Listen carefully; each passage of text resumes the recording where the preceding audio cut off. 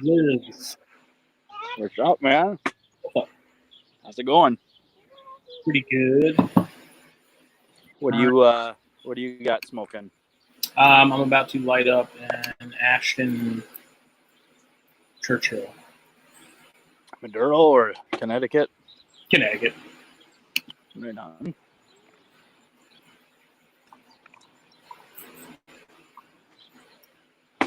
Who's going to be joining us this evening?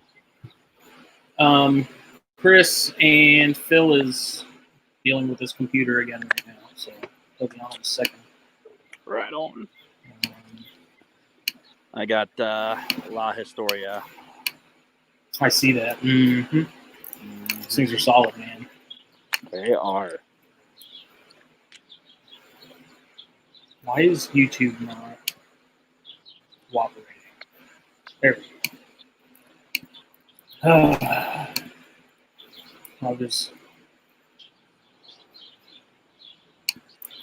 I was sure that I would get it. Get here earlier than I did.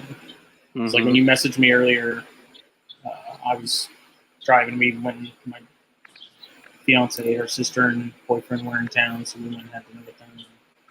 Gotcha. Yeah, I had nothing going on, so I was like, ah.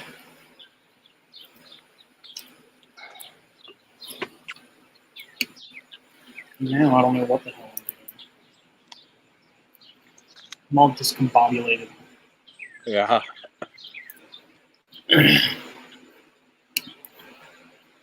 Up then. Oh, there you go. You got it. Up, sir. What's up, Noah? How's it going? Chilling. Oh man. What's up, Andy? What's up, Brennan? So, what's the weather like by you guys? Because it is literally raining right now. It's hard to tell because it's dark, but there's some crazy lightning going on behind me. It's crazy, warm and humid for us right now. So we're rocking it was 92 during the day. It's probably in the 70s now. But the mosquitoes are really bad. So you gotta get yourself a thermocell. Yeah, we had a lot of rain lately, so I'm hoping the cigar smoker is gonna keep them away. So yeah, kill them. Come on. Are those Noah's natural birds in the background? Yeah. Sounds they're like amazing. I'm in the backyard. We got a wide variety back here. We got 15 feeders. So I think you're hearing a cardinal right now, maybe. It doesn't bother me. Yeah. Oh no, it doesn't bother me either. I think it's soothing. Yeah, there's Set some the ambiance. Yeah. Yep. Hey Justin, is there a way that I can turn up the volume on the StreamYard? Or no? I don't think so. Okay. Let me see. Yeah, I don't believe there is. Okay. What's up, Brennan? What's up, Andy? We're back.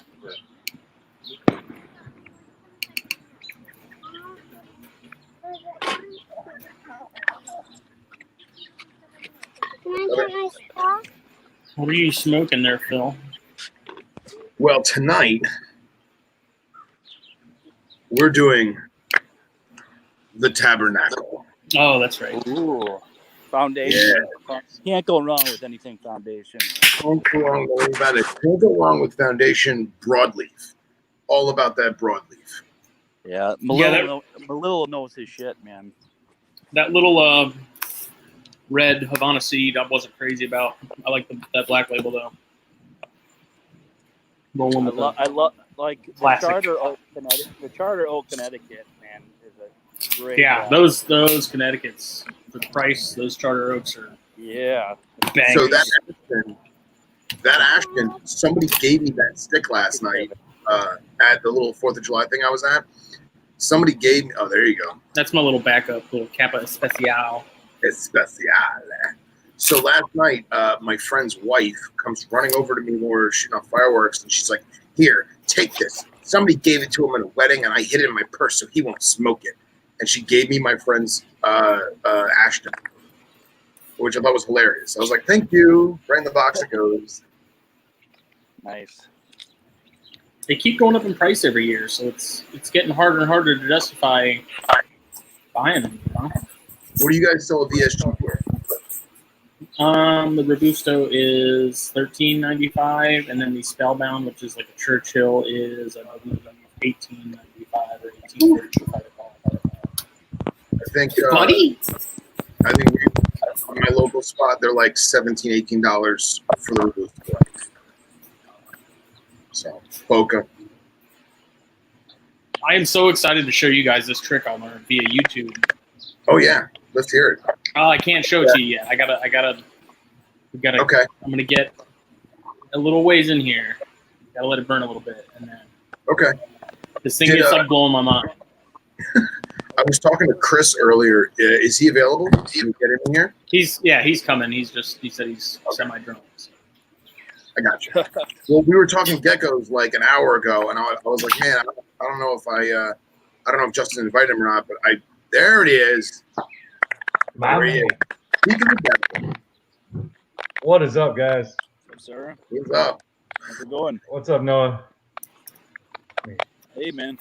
Turn my volume up so I can hear y'all. God damn. That La Historia that Noah has is literally one of the best cigars that EP makes. I would go as far as to say the best. Yeah. Yeah. It's very complex. There's like 5 flavor changes on the bigger ring gauges. Which one is it? The La Historia. Okay. Yeah, I think it was Cigar of the Year, like in 2016 or something. It got it was like 2nd or 3rd place. It came very close. That should have been number 1, not the Encore. The Encore, I really don't understand the hype. Yeah, it's good, but yeah, La Historia is way better for my money. And we have those right now, but we only have them in one like special edition size, and they're like $22. So I haven't been smoking those. Hello. Hey. What's up? I got an A. It's I actually looked this one up. Avos. Abo Synchro Nicaragua Ogata. I have never had. Oh, it's got the classic Davidoff taste to it. Yeah, I'm stoked to try it. It's got that creamy Riley. It's got that creamy Davidoff finish. That earthy Nicaraguan. Chris, I was telling them I learned a new trick to get more flavor out of cigars. I'm going to show y'all shortly. All right. As I get into this a little more. Justin, this doesn't involve your anus at all, does it? And I thought you took them out. Oh, do you eat the last little bit? I heard that gives you a lot of flavor. No, what are you drinking? What's that? What are you drinking? I got some Chianti here. What is it? It doesn't really pair well, but I like it. What was it again? Chianti. Oh, okay. Beautiful. It's about the only wine I drink. It doesn't really pair well, but it yeah, wine's a hard one to pair with. Yeah, it is. Nice, light, tasty beer out of Austin, Texas. A grito. Bacardi Black. My man. There you go. Oh, dude, yeah, it's a great cigar. Yeah, it's smooth. Like butter. So, oh, yeah. How was everyone's fourth? Uneven. Good. Oh. Good. I have all my fingers. No, I was just going to say, no one lost a digit. Yeah. No fireworks for me, but it was still fun as hell. Yeah. I was working, so it was pretty busy up until about 3 or 4 in the afternoon, and then it definitely died down some. I imagine a tobacco shop would be a busy place on 4th of July. Yeah, when everyone's like earlier in the day, when everyone's loading up on groceries and stuff, it definitely picks up. But after everyone's out and where they're going to be for the evening. Tanks. Chris, you look befuddled. Do you have anybody come in? You look confused. Buy like sticks for it's the alcohol poisoning getting to me. Oh, like, oh man, that's all. I'll do it. Come again, Phil? Oh, dude. No, I was saying, did you have anybody come in to buy sticks specifically for the fort? Oh yeah. No, I meant like, let me rephrase that. Like, did anybody come in and like, listen, I need a box of whatever because I'm giving them out, or No. Nah. Huh. Our shop was packed on Saturday. Oh yeah. People coming in buying shit, and I just went in and grabbed a couple sticks. But I've had this one for a while. I've been planning to smoke it. Yeah, same. I got the Tabernacle almost 2 months ago, and I've been saving it. And I was like, tonight, doing it tonight. Hell yeah! July 5th, for the winter circle. That's it. So how's all the snaky boys? Everybody's little ones doing all right? Yeah, I had a condo that had a bad shed, so yesterday morning and this morning I had to more or less peel it by hand. Oh, it's got to be fun on one of those guys. Yeah, I bet they'd love that. With those little rubber fingertips, it's a lot easier, especially on the eye caps, because that she retained both. So I had to like grab her by the head and rub it, and then I have a pair of really like sharp, pointy tweezers, like really fine, I guess is what you call them, and I just grab it and very gently peel it. And I did most of it yesterday, and then I woke up this morning and finished it because I didn't want to stress her out too much. Like eventually, a few minutes every morning, we'll get it all taken care of. Biggest thing, little bit by little bit. Tail tips and eye caps. As long as those are off, I'm okay. It can stay on there until next shit. It'll probably come Is she off. cool with you manhandling her? No. Absolutely not. Not in the slightest. That one's actually one of the squirrelier ones of the group of youngsters I have right now. The sibling is completely mellow. Like the sibling I can handle all day long. That one, no way. She ain't about that life. Just ain't doing it. Not going to do it. I fought fucking last couple baby corn snakes that just are not about surviving yesterday. They're just little cocksuckers. It's always the pretty ones too. Of course. Nice, Brennan. Yeah. Oh yeah, Brennan's got some eggs coming. Nice. Oh hell yeah. So I thought that my Baird's clutch was due to hatch yesterday. Would have been like day 64, so I kind of expected them to be somewhere in there, and I miscalculated. Today's actually day 62, so it probably won't be until I'm thinking maybe Tuesday or Wednesday that those finally pit, but who knows? I had calculated my clutch at 62 days, and they went at 74 and 75. So fuck, I don't know. Yeah, it could be. I'm just tired of waiting. I just want them to come out already. Damn it. The hardest part. Yeah. It's always. So I need some northern pines. I've decided that I want some northerns at some point. Yeah, Noah, you've got Way to go, man. You got northerns, right? Yep, sure do. That's why I was like, I got the two guys. Those are the two guys to talk to. They're here right now. Ah, dude. Pitropus and Padrones. Woo! I'm about that. That's a band name right there. Right. What's up, Hen Dog? Northerns are they're sweethearts, man. I don't know. Mine are just a treat to have. Yeah, I mean, I don't know. Like, there's tons of personality for sure. I wouldn't classify it as aggressive generally, but their feeding response is so huge. But yeah, they're not as wiry as a lot of them. Yeah, They're a lot more handleable. Mine are all from Tom Davis.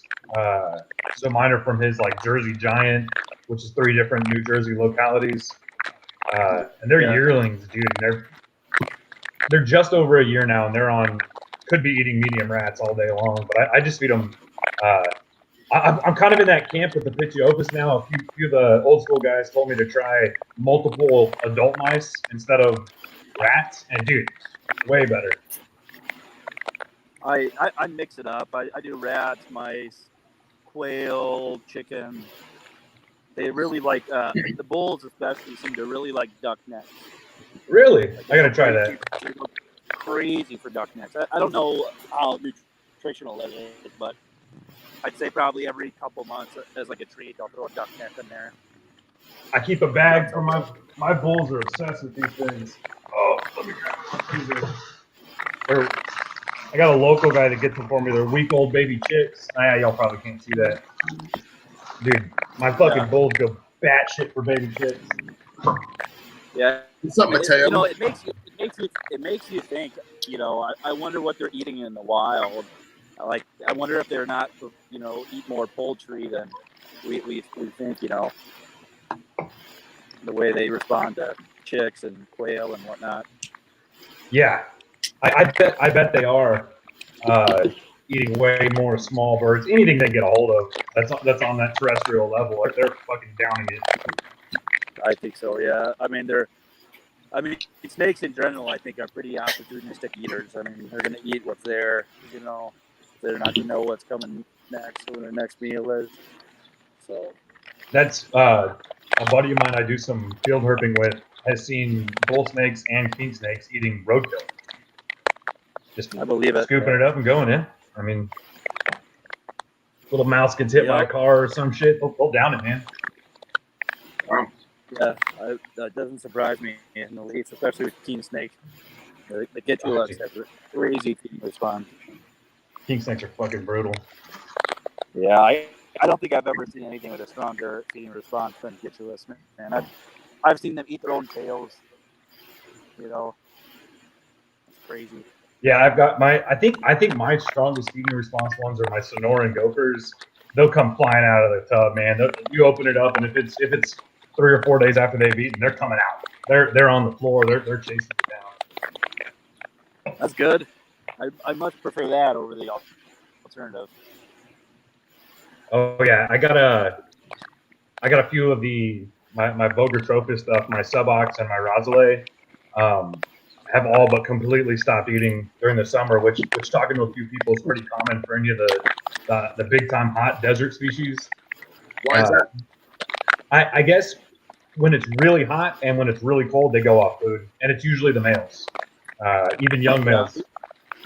I can vouch for that with my San Diego's and my Cape. They're the first to go off food, and the males are not interested in eating until they breed, usually coming out. So, yeah. My vertebralis male. Always go off. My vertebralis male goes off for about a month and a half, twice a year. Kind of the same. He's about 3/4 the size of the female. He just does not have the same feeding response. That's pretty typical with that species. They used to when they first came into the market, a lot of them were wild caught too, and so kind of like with the alternas, they did not want to switch over at first. You know, they were really hard. A lot of the experts said, you know, just avoid that species as a whole, but they've come a long way. They're almost issueless. They're almost like any other gopher now in captivity. They're really neat. They're really cool. Yeah, I'm amazed every time I look that is a naturally occurring color. More like if somebody didn't know any better, they would think that would be a high end morph for like. I mean, the first time I saw a picture of it in a book, I was just a kid, and I was amazed that was one snake. It looked like 3 separate snakes in one. You know. Yeah, they're fucking nuts. They're really cool. Fast. And they have do Gaiges? You cut out there, Phil. I said, did either one of you guys do Gaiges, the black milks? Oh, I have. Oh, go ahead. So, I said a buddy of mine worked with them, but I've never personally worked with them at all. Yeah, I same. There was a local guy that used to work with them. I just have one buddy that I've heard mess with them. They're pretty cool because they're like a cold temp. They don't need heat, and they get massive. I was gonna say that the one my buddy had, Christ, it had to be every bit of 7 feet. I believe it. It was A lot of gigantic. muscle, too. There's a lot of muscle on that animal. Oh yeah. My late mentor had some, and I always wanted to get them, and I just never did. And then my one friend Marcus, he was getting a pair last year, so his are probably like maybe 9-10 months old, and they're just starting to fleckle black. They're just starting to get the black.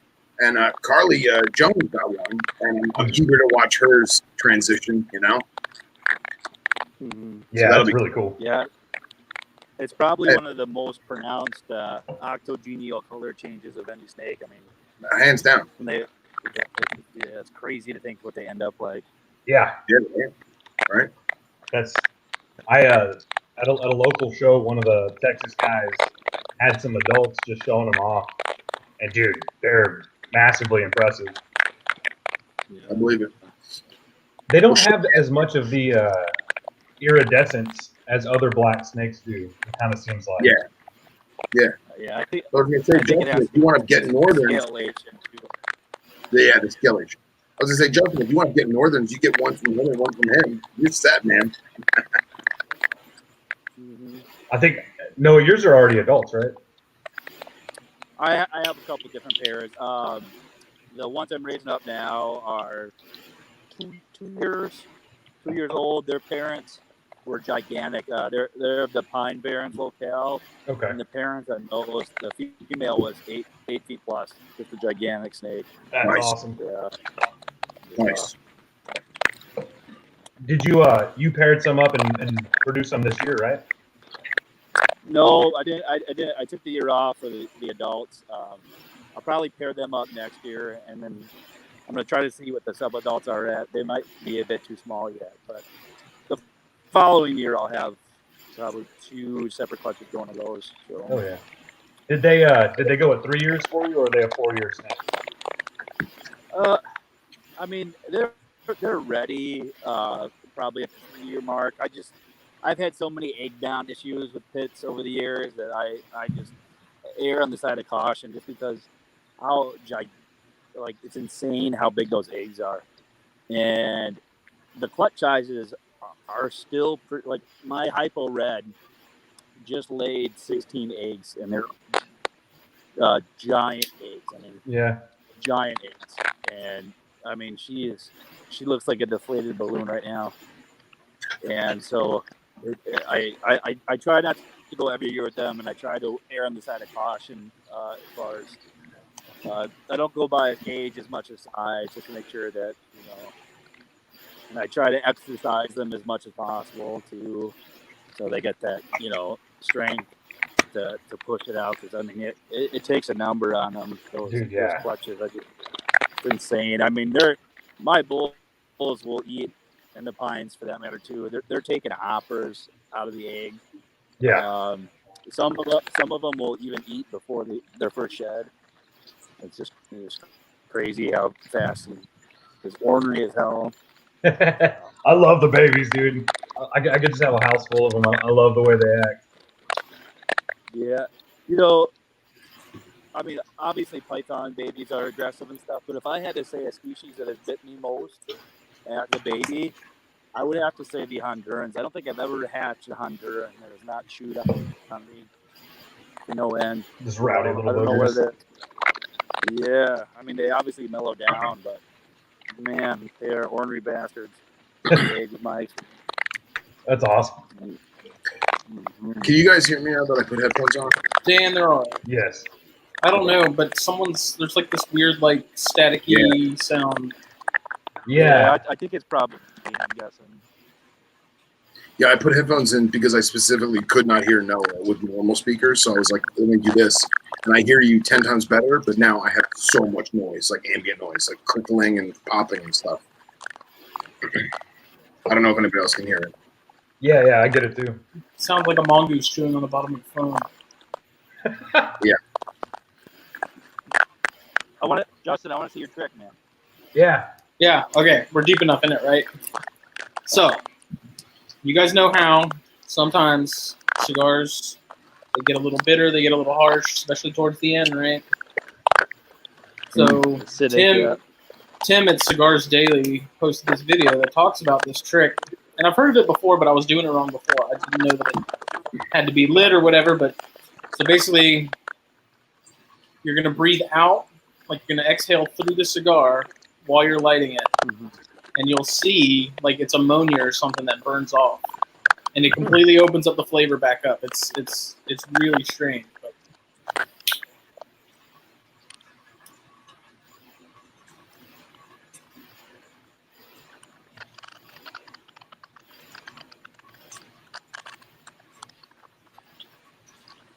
it like completely brings it back. It's bizarre. It's very strange, but it works. It's almost eerie. I'm gonna give it a shot. I've done that when if I had something going on where my cigar goes out and I had to relight it. I've done it then, but yeah. Yeah, I don't know if I want to fuck with this one. This thing's great. It's smoking really fast though. It is. Wow, real quick.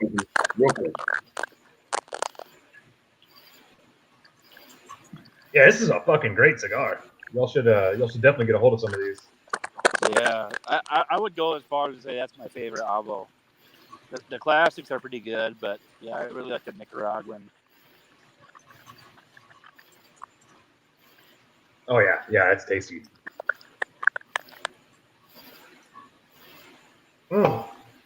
So Phil, Yeah, got a new snake? I did. It's pretty special guy you got. He's very special. I just know he's gonna eat me out of house and home, and I'm okay with that. The way I'm looking at it now is he's small enough that I can keep him in some smaller racks for the next year or so. And by then I have some stuff that's in 4-foot visions that I'm going to move to like 6 foot or 7-foot visions or 7-foot cages.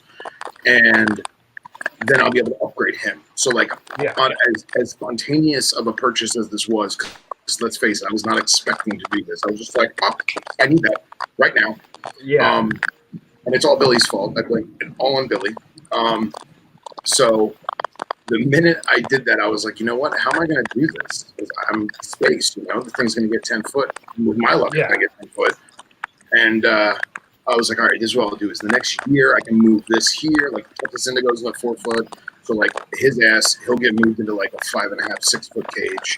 And then I'll have that 4 foot vision for the water python, providing it gets that big that quick. So like right now it's in a 16 quart tub, which I think is perfect for him. There's a big water dish, a cork round, and a paper towel roll. And he's been literally living under the paper towels for however long I've had him. And I'm like, I'm leaving him alone. It's a favorite spot. Underneath it, right? Yeah. Underneath the so I paper figured, every time. Right.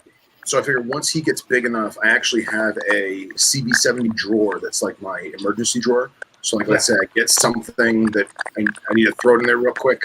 I have that drawer open. So I figure if he goes through a big growth spurt, I'll just shove him in that drawer, and then that'll give me time to figure out my caging for at least a few months.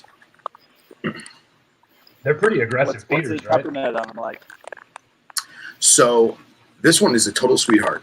Like, it's scary how placid and tame and sweet it is, because I know at any moment it's going to white lip out on me and just, bite me in the face or something. But do you have is it the northern or the southern? It's supposedly Queensland locality.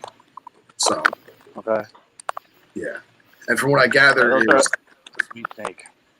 Yeah, man, and from what I gather, the breeder he's like selectively taken Queenslands to make like good Queensland stock, and it's Tom Kyogen, and this is all from friends who have talked to him about it, and I'm confident that it's got good blood in it, and it's super tame. It's creepy how tame it is.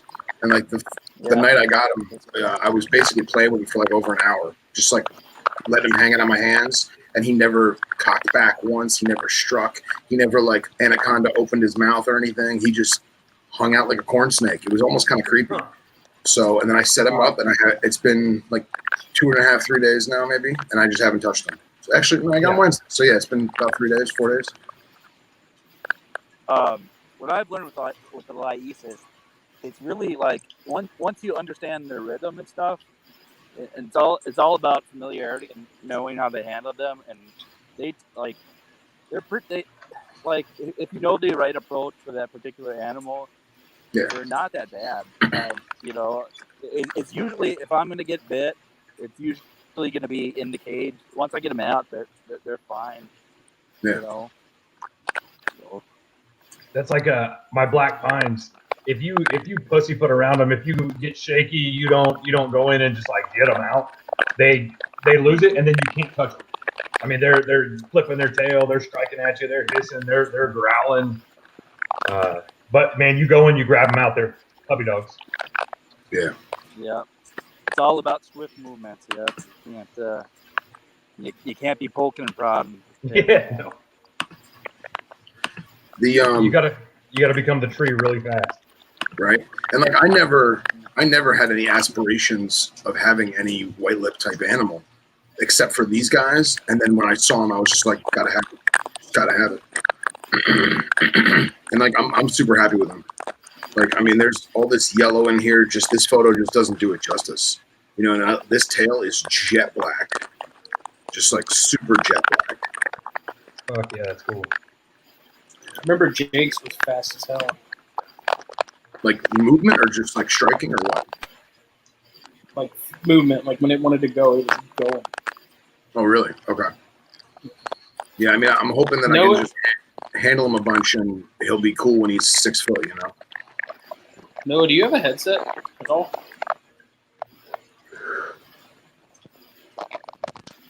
I'm gonna try to log out and come back in. I think. Or if anything, it's bad or something. I would say, if anything, if you just put headphones in, your microphone should still work, and that might kill some of it. Yeah, I think that's what that crinkling is. It's like picking up. Yeah. Any of us pick up. Okay, I'm gonna go round up some headphones quick. Okay. Hold on, guys. I'll be right back. Dude, that's so badass. Hell yeah. So that's that 16 quart tub. So, I mean, and like, that's fine. Yeah. And the minute I put him in there, I took a couple pictures, and then he immediately went in the water and like put the front half of his body in the water, blew some bubbles underwater, came out, and then I watched him go underneath that cork piece, and then I just closed the drawer and left him. And then each morning I've been opening the drawer and looking from underneath to see if he's under the paper towels, and that's where he is. So, dude, I don't know what the fuck it is, but if you put paper towels in with snakes, they're just under them. That's the that's spot. it. Just under it. That's it. Where them? I'm really happy about him. Where them Johnson I at? Yeah. Right. So I'm waiting for my order from Bronze to come in, so I can, because I have one Python portal that's put together and has a heat panel and everything. So that one's pretty much ready to go. I just need to add the hide mount to the roof, and then he's sending me another one that I've put together. So I gotta go get a tub tomorrow. I want to say maybe my order comes in tomorrow, and then once I have them pretty much set up and good to go, I'll talk to who I'm getting them from, and we will coordinate from there. I don't know. We may have to wait a little while for it to kind of cool off some. But yeah. I don't know. But my plan is to just get them set up and ignore them for the first couple weeks. And yeah. Anything I've read about the goniosoma, I think goniosoma is how you say it. Yeah. It's kind of a set it and forget it, and you kind of don't fuck with them. Yeah, I think they're a lot like Boyga. Yeah. I mean, I think a lot of them share a lot of the same ranges and stuff, and they're very, very nervous animals to begin with, so it's probably the best course of action.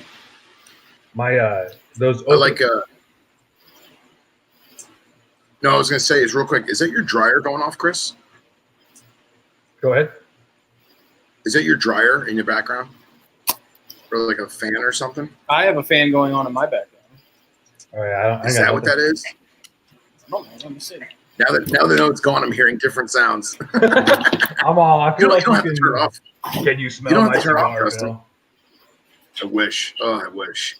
I smell your man musk. Oh man.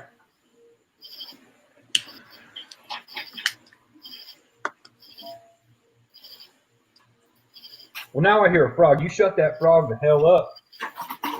Is that what that is? It's a frog?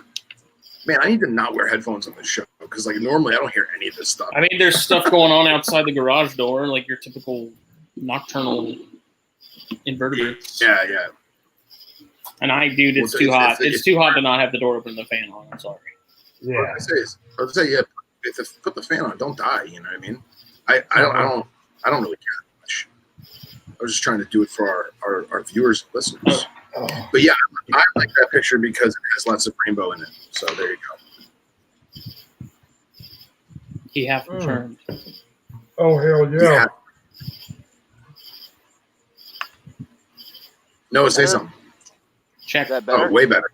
Yeah. Way better. Perfect. 10 times better. Awesome. Hell yeah. My fucking so we're out running today. I take my kid. She's in like this little stroller, and she found a little toad, and so now I have a toad. I have a little Gulf Coast What toad, kind? a little tiny baby Gulf Coast toad, and she Cool. she sleeps with the little frog stuffy at night. She's had it since she was born. And her room has like frog shit all over it because her name's Lily, and we call it the lily pad. And Nice. dude, so she caught her first little frog, and dude, she like lost her mind. She's all, "Dad, can I have a pet? Can I have a pet?" And I was like, "Yeah." I was like, "We're gonna let this thing go in like 2 days." I don't. But now I kind How of old is like. She's about to be 4. Okay, cool. She's 17. she's actually 28. Yeah, right? She didn't go to school, so we're keeping her. Right? Yeah. She's Daddy got knocked up when he was 12. I might have. A very hands-on babysitter. Right. What you call it? That I just, dude, I never really, she's really obsessed with the snakes and the corn snakes. She named all the babies, and she's like about the baby corns. And I never really thought that I'd ever hear my kid like ask me to have a pet, and you can't say no when you have like 40 billion, shit slingers in a room. You can't tell them no. I mean, I don't want to keep it, but then I kind of was like, dude, for my Mexican hogs, it might be a good idea to keep it around, but I think those things just don't eat anyways. Even in the wild, I think they just fucking all die. So yeah, that's a tough one to get going. It took me to get all 3 of mine eating unscented pinks. Took every bit of a year to get my trio going hard. They were on Campbell's chicken noodle soup pinkies for probably 8 months, and dude, they would just refuse anything else. You put a little Campbell's chicken noodle soup juice on a pinky, and dude, they'd eat 2 of them. Wow, Yeah, that's weird. I wonder what they're doing in the wild. I mean, I wonder what that. They're cracking open cans of chicken noodle soup, dude. Yeah, Progresso. Get I that tried those. rear fan. Dude, yeah, I've got to assume that they're eating lizards like Alterna because these are from Brewster County, and mine are F1s, and they're right in the same area as the west of the Alterna group, not the east side, the west ones.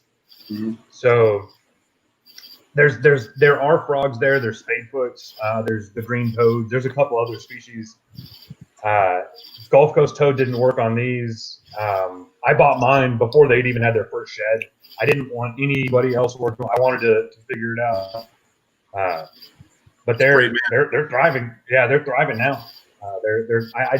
I knew the guy breeding them. He's a sweetheart. He holds most of his back. He only has 1 pair. So cool.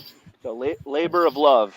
Yeah, dude. I enjoy that feeling of putting in work to get something going, and then like it really feels like it's your part of your collection, right? Yeah. The greater the task, the greater the reward. Absolutely. Yeah. We've said it before. Like no one ever talks about the easy herp trip or the easy hiking trip. They talk about the one that was horrible where you almost died because that made the adventure. Yep. Exactly. Yeah. I'll tell you what though, like I'm hoping last Daytona there was a guy who had 2 or 3 medium delis of bino geckos, and I really hope he's there this year because I want to get a couple as feeder geckos for Knobtails. I really want to. Yeah. I figure if I just get like a handful of them, so supposedly they're parthenogenic, so I just leave them be and see what happens. That's the heteronotia. No, that's Heteronotia binoi. Yeah. Yeah. Dude, those things are actually really neat too. They're like little monitors. Oh, really? See, like I've only Yeah. seen them like in the deli cup. I haven't seen like an adult one before. That's like they don't get very big. When I had my God, I'm not gonna remember the name. My tiger's geckos, the Pachydaktylus. Yeah, Pachydaktylus tigrinus. Yeah, the guy I got those from had the Heteronotia, and I was like, hey, let me check those out. And he had them like, dude, 5-gallon heat lamp on the back, little slate. He put slates kind of tilted, you know. Yeah. Mm-hmm. And they would like crawl up in the little crevices, and dude, they're like little ackies when you feed them. You throw food in there, they just come out, little monitors. Damn. Yeah. Well, like, I really want like a lot of the spinifex species, which I don't have because I can't afford them, to be honest. But a lot of the spinifex species, one of their main adult foods is, I'm going to say this wrong, but it's the gecko. It's they call them ditellas or just tellas in Australia. Okay. It's Gaira variegata.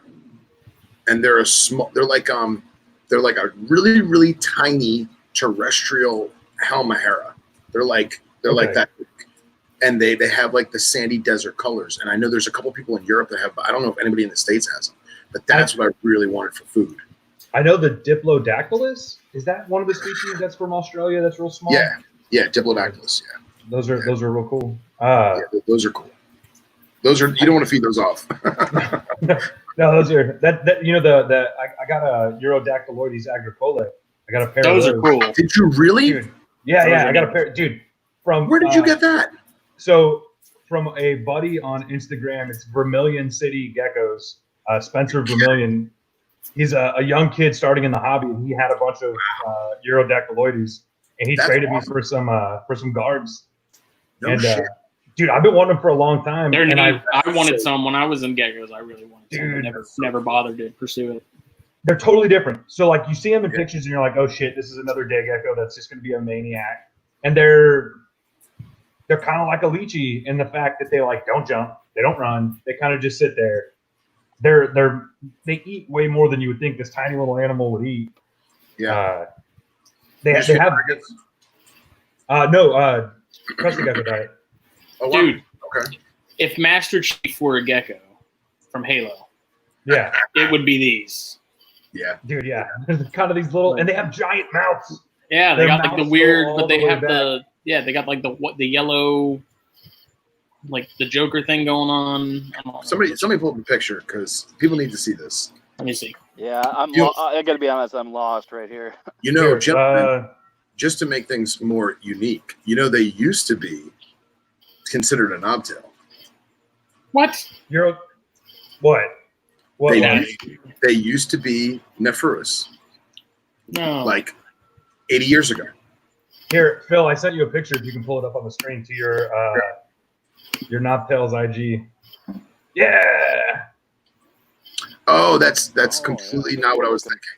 I was gonna say that is not the same gecko I was thinking of. Like the mouth goes all the way back to the ear. Yeah. It's kind of That's creepy looking. That's not what's the genus on that again?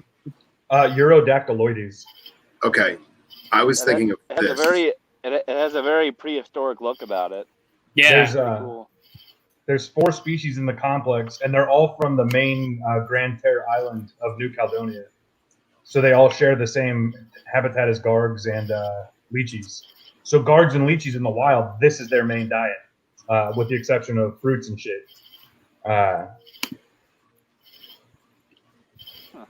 They're cool, man. Yeah, that's their mouth spread open. That's a cool looking lizard. They're pretty cryptic. You know, it's kind of funny how much the different New Caledonian species are, but these are pretty special. Again, it's always every time I get a hold of a new species, I'm just like blown away how it acts differently. Because there's these, and then the Velardii are the other ones that are popular. Yeah, right? the Velardii.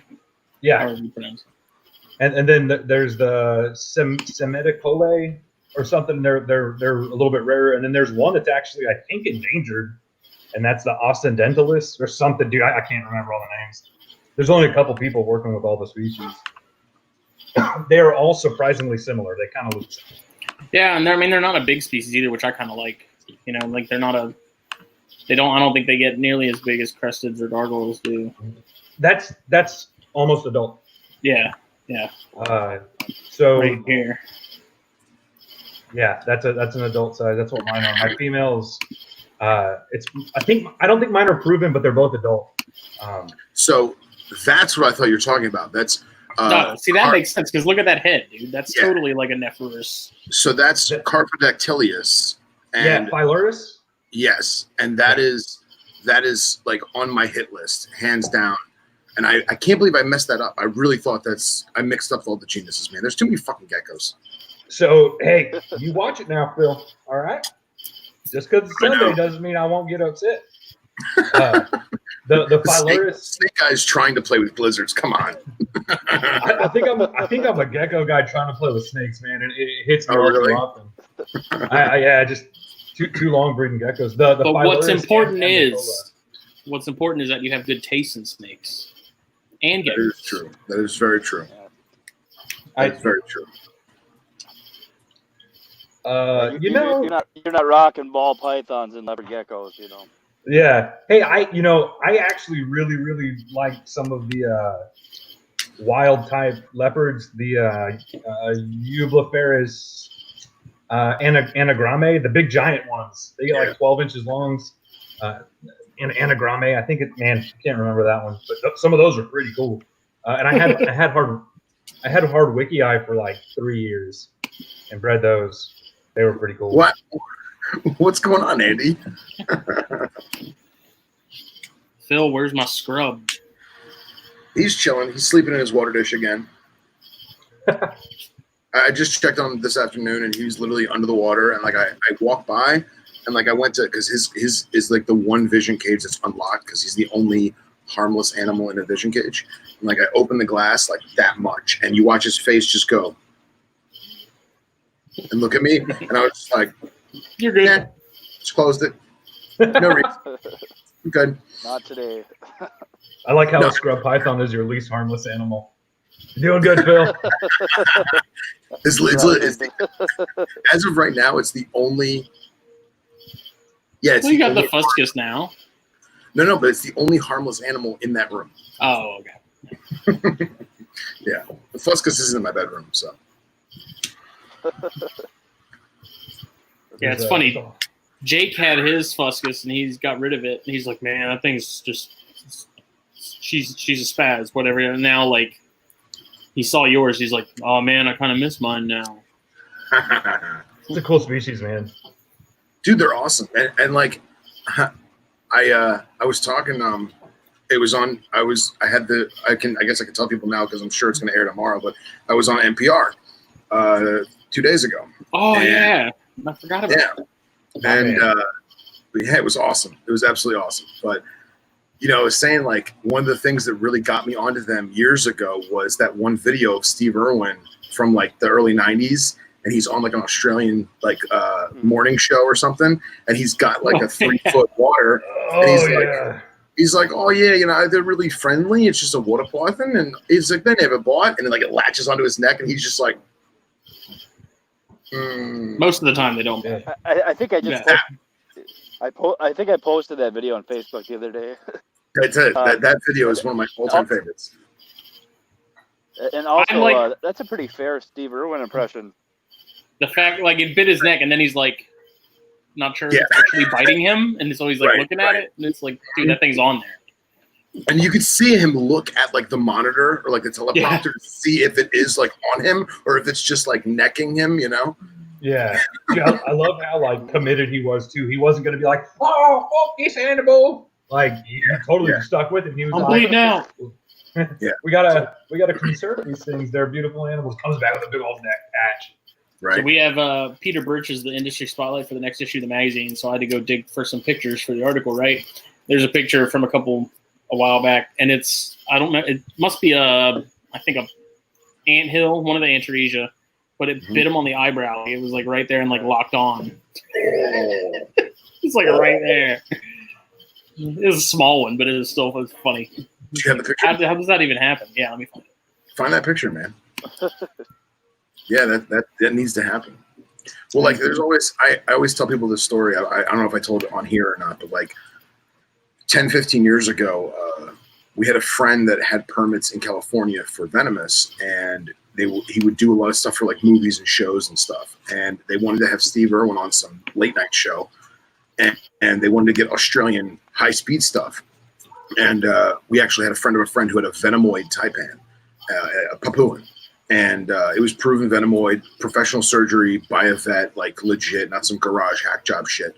And we went up sending it out to LA.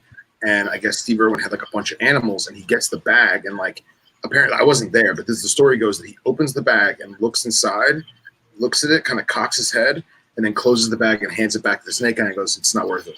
He's like, "Listen, man, it's a venomoid." He goes, "I don't care." He says, "It's not worth the stress on me. It's not worth the stress on the snake." And he wound up using something else. And I was like, that is why Steve Irwin was awesome. Yeah. Because even though that's all basically the danger was taken out, he still did the right thing. That's basically the opposite of Brian Barczyk. Hey, you said it, buddy, not me. Yeah, right? He's not listening, is he? Who knows? He just posted in the chat. Yeah. He's like, "I don't own a Taipan." Oh man. Let's just put it this way. I very much admire what Barczyk has done before he got YouTube famous. Let's put it that way. Yeah, and like I give the guy mad credit, except for how fake he is on camera, and like it's just a facade, and that annoys me. I have a first-hand story. A buddy of mine was vending. I think it was Daytona, and that was back when snake bites was real popular, and he had some Taiwan beauties, and so they wanted to come film it.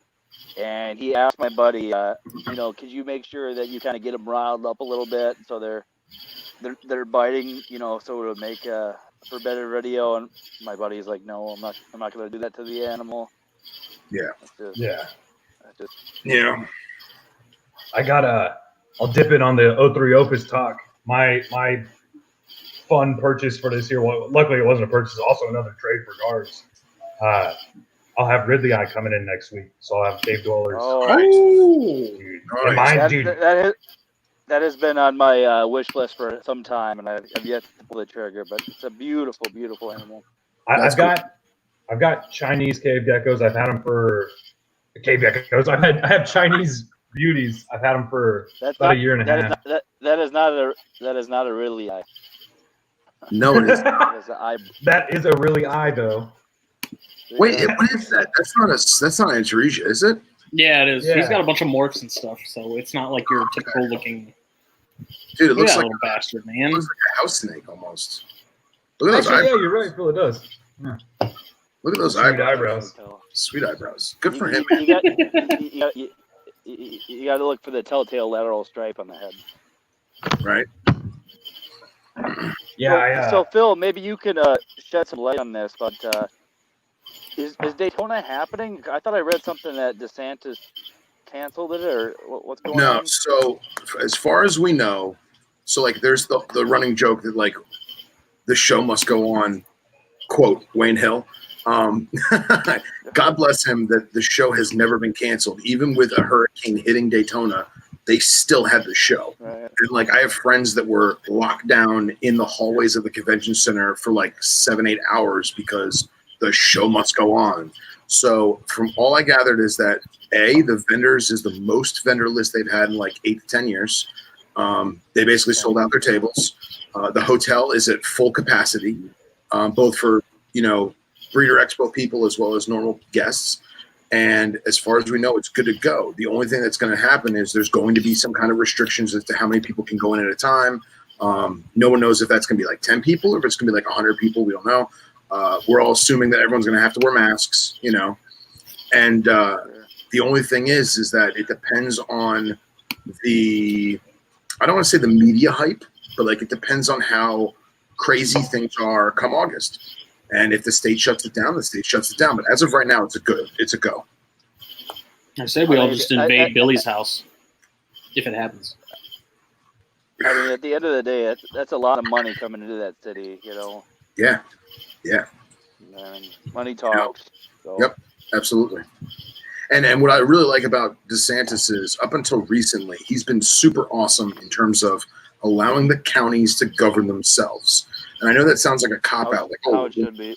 Yeah. Exactly how it should be. The same way that the federal government should let the states govern themselves, the state should grant the individual counties their own, thing.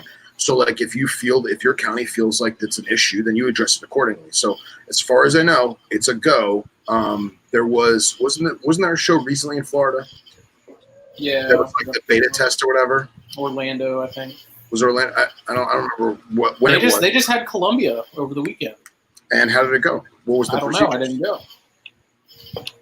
I was working. Yeah, but you didn't talk to anybody about who went or no? No. Okay. So yeah, there is an NARBC in St. Louis too. Okay. Right now in Texas, Sean and Lori are still running the Herp shows. And I'm supposed to be vending a show August 8th and 9th. That's the Corpus show. Okay. But Nueces County is I don't know if y'all heard about Nueces County, but we have the second fastest percentage growth rate of cases in any county in Texas. And Texas is the number 2 state. So per capita, we're not a big city. So we're doing no gatherings of more than 10 people. Masks are mandatory to enter anywhere. But Sean and Lori were saying that they're still having shows, and the way they're handling it is all vendors and all people coming in have to wear masks, and then it's like 20% capacity or 25% capacity. I don't know if that number is the exact number, but they can only allow so many people in at a time, and then you just got to stand outside. Yeah, and that's what I'm most curious about with Daytona is if that's going to be the case, because last year it was brutal outside. So because obviously if they're doing capacity, they also can't have 500 people crammed into that hallway to enter. It's going to be interesting to see if it works. And I don't really. After last year, I'm definitely not going for the show. The show is fun, but hanging out with everybody and stuff is what the whole So if it ends up being you have to sign up for a certain time period or something like that to go in, I have no problems just kicking it, smoking cigars until. Because I don't plan on buying anything. Famous last words. Famous last words. Yeah, I was just gonna say that's what they all say. And then you're one white lip later. Yeah, because I'll have Phil scrub. It's true. It'd be real cool to have scrubs. Scrubs are pretty fucking special. Yeah, man, and that Tandem Bar he's like the pimp of pimps, bro. He's an amazing eater. He really isn't defensive. He's kind of it's like the kid that you grab him by their hand and you're like, come on, we're leaving. And the kid's like, fine, Dad, fine. And comes with you. That's how he is. And he eats anything I put in front of him. So I have to ration him out because he's a garbage disposal. God bless him. Yeah, Jake's jealous. I think everybody's jealous, man. I said, hey, snooze, you lose. Somebody asked me, messaged me the other day and asked what my collection would look like if pythons and bows were legal in this city. Man, I don't know. I don't know which ones I would want. There's too many cool ones. Right? Too many choices. It kind of helps. Having limited choices, I can narrow down a little easier. I think I can narrow it down right now to 5. Morelia,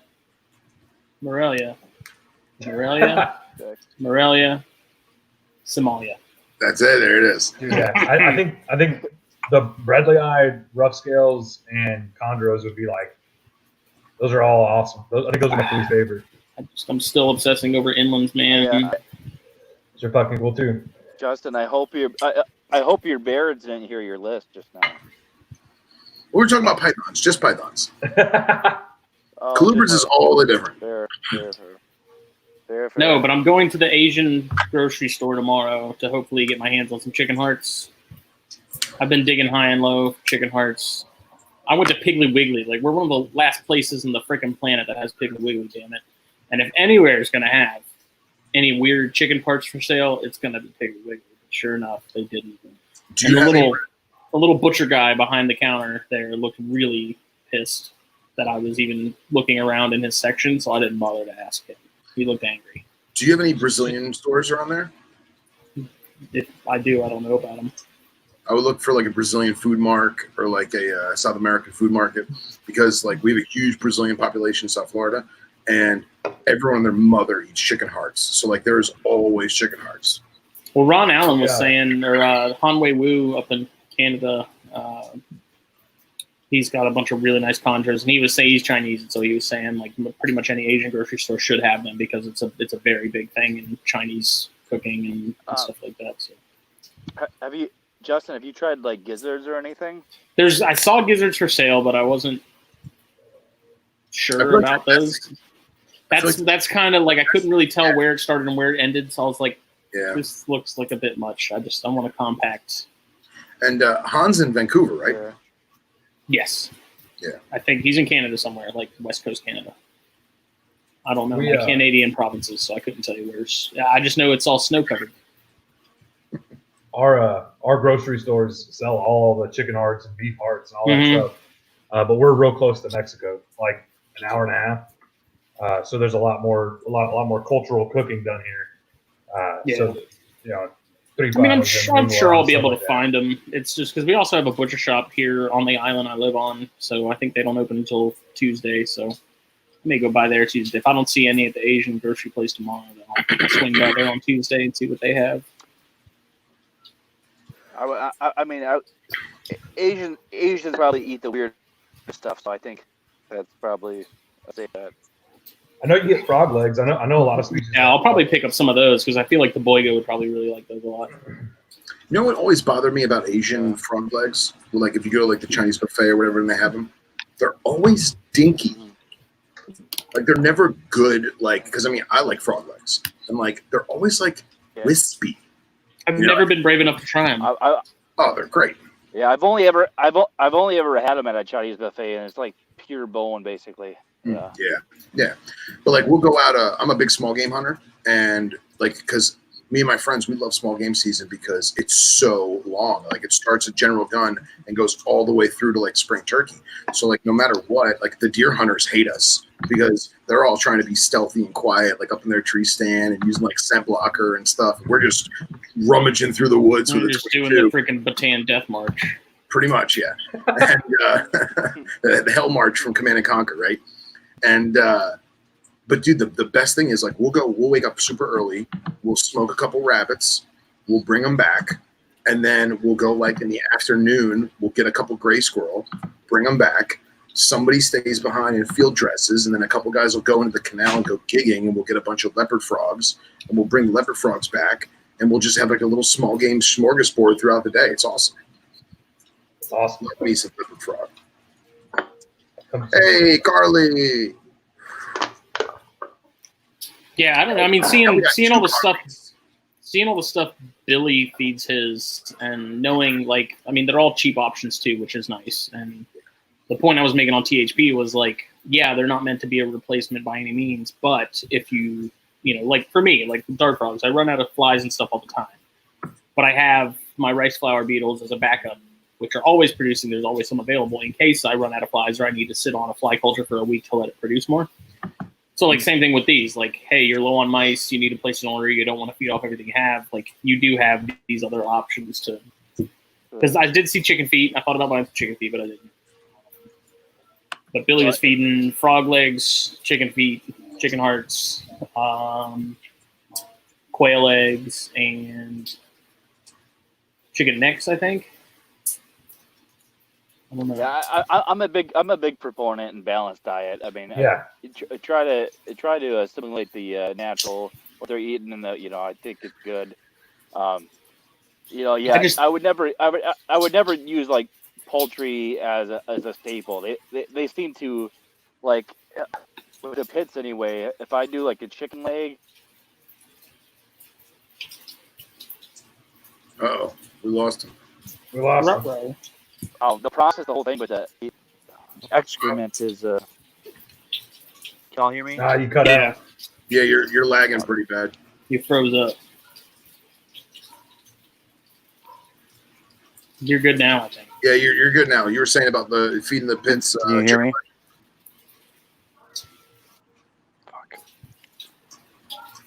Can you hear me? We can Hen dog, you bring that on yourself. Yeah, actually, Chris, if you have any, God forbid, I'm not wishing ill on your animals, but God forbid you have any baby colubrids that pass, keep hen dog in mind. Oh yeah. No, I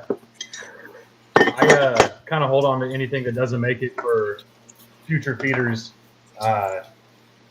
I only have a couple kings, but in fact, none of my kings I have, I think, would eat them. I had those Easterns, and now John has my Easterns. He's got all the Lampropeltis ever. So yeah, they'll fucking, man, they will just get so excited. Man, whew, not gonna see any Indigos till about December. But, all right. Got all the feelers out. We're looking. Awesome. They pretty much disappear from probably April to gotta be November. Really? Gotta be November. Yeah, it's too hot, man. You're not gonna see any of them mobilized. They're just. I mean, you could probably go like dig holes and find them, but they're all in the creek beds, all in little crab holes and stuff like that. They're gone, man. What's funny is you mentioned that. Well, first of all, what's up, Mr. Hansen from the future? I've noticed that mine, big male, maybe the past like 4 or 5 weeks, he's been in his like cave for like 4 or 5 days straight, and then he'll come out, he'll cruise for like a day, I'll feed him whatever, and then he goes back into his hole. So like I wonder if that's in there, you know? It could be. Like I haven't changed his temperature. He must just know, you know. I think Justin froze too. I don't know if you're seeing him frozen on your side. Oh yeah. A lot of these species, man, it's with colubrids, it's funky because we're so used to them being such aggressive feeders and eating and pooping, and you feed them every 7 days. Some babies you feed them 3 or 4. A lot of these animals go dormant in the summer too. Me and a buddy went out and spent 12 hours looking for emery, actually specifically Milomorum in McMullen County. Mm-hmm. I have a big project going with Milomorum and emery, and I wanted to find more, just a few more wild stock to add to what we're doing, and didn't find any of them. Like the most common snake down here, we didn't find any of them. Well, that's not true. Checkered garters are more common. And then I caught, or I didn't even catch it. Somebody caught a beautiful little male Milomorum at a fucking Jason's Deli parking lot. Wow. So that was the last rat snake I found in Corpus in Nueces County. Or any of the surrounding counties was in a Jason's Deli parking lot hiding under somebody's car. That was supposedly chasing people. Of course. I brought him in and he's good. What's up? I was gonna say your checker garters, are they like brown and yellow and sandy, or are they like more earth tone? They are green. We have the real pretty green ones with the orange stripe down their back. They're gorgeous, nice. Man. Our what is that, Thamnophis? Our garters are some of the prettiest I've ever seen. Cool, man. That's cool. I probably think that way just because they're here and they're mine. They're the ones I grew up with. Right. That's like the Milomorum, which are now emery. I think that ours are just some of the most beautiful, coolest animals on the planet. And you show them to most people, and they're like, "Oh, that's a brown snake." Yeah, but brown snakes are the best snakes. Dude, brown snakes are the best snakes, man. Brown snakes are the best snakes. Like, I think Billy and I are gonna make a shirt that says "Brown snakes are the best snakes," or like we love brown snakes, and like obviously there's some joke to that.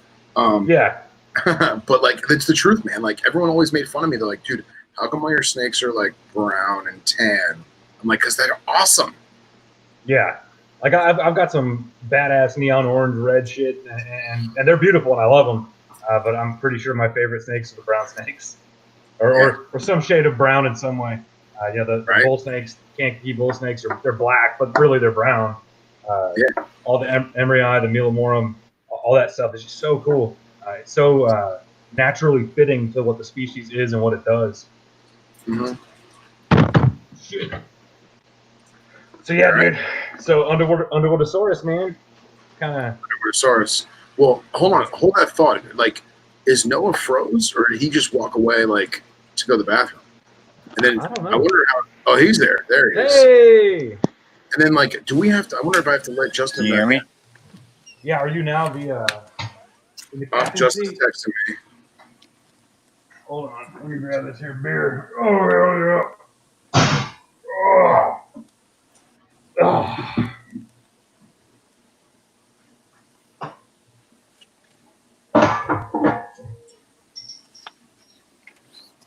Well, Hello. fuck. So Justin's internet conked out. Oh, shit.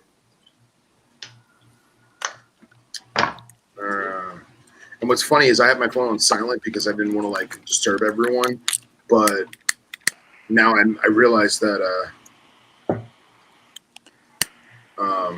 he texted me like at 9:30, so Justin did. So I'm wondering if that was like delayed or whatever.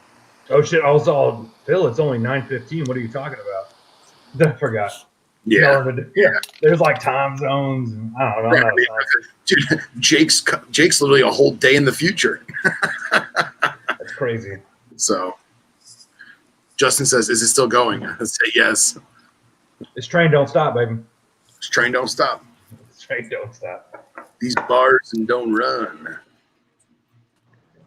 So we're midway through 2020. Thank God for that, because this Right. is shit.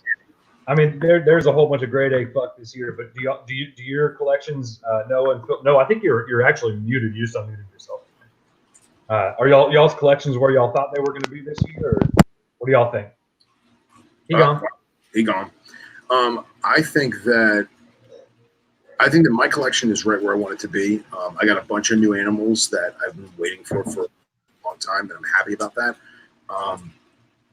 But I'm eager to see like how.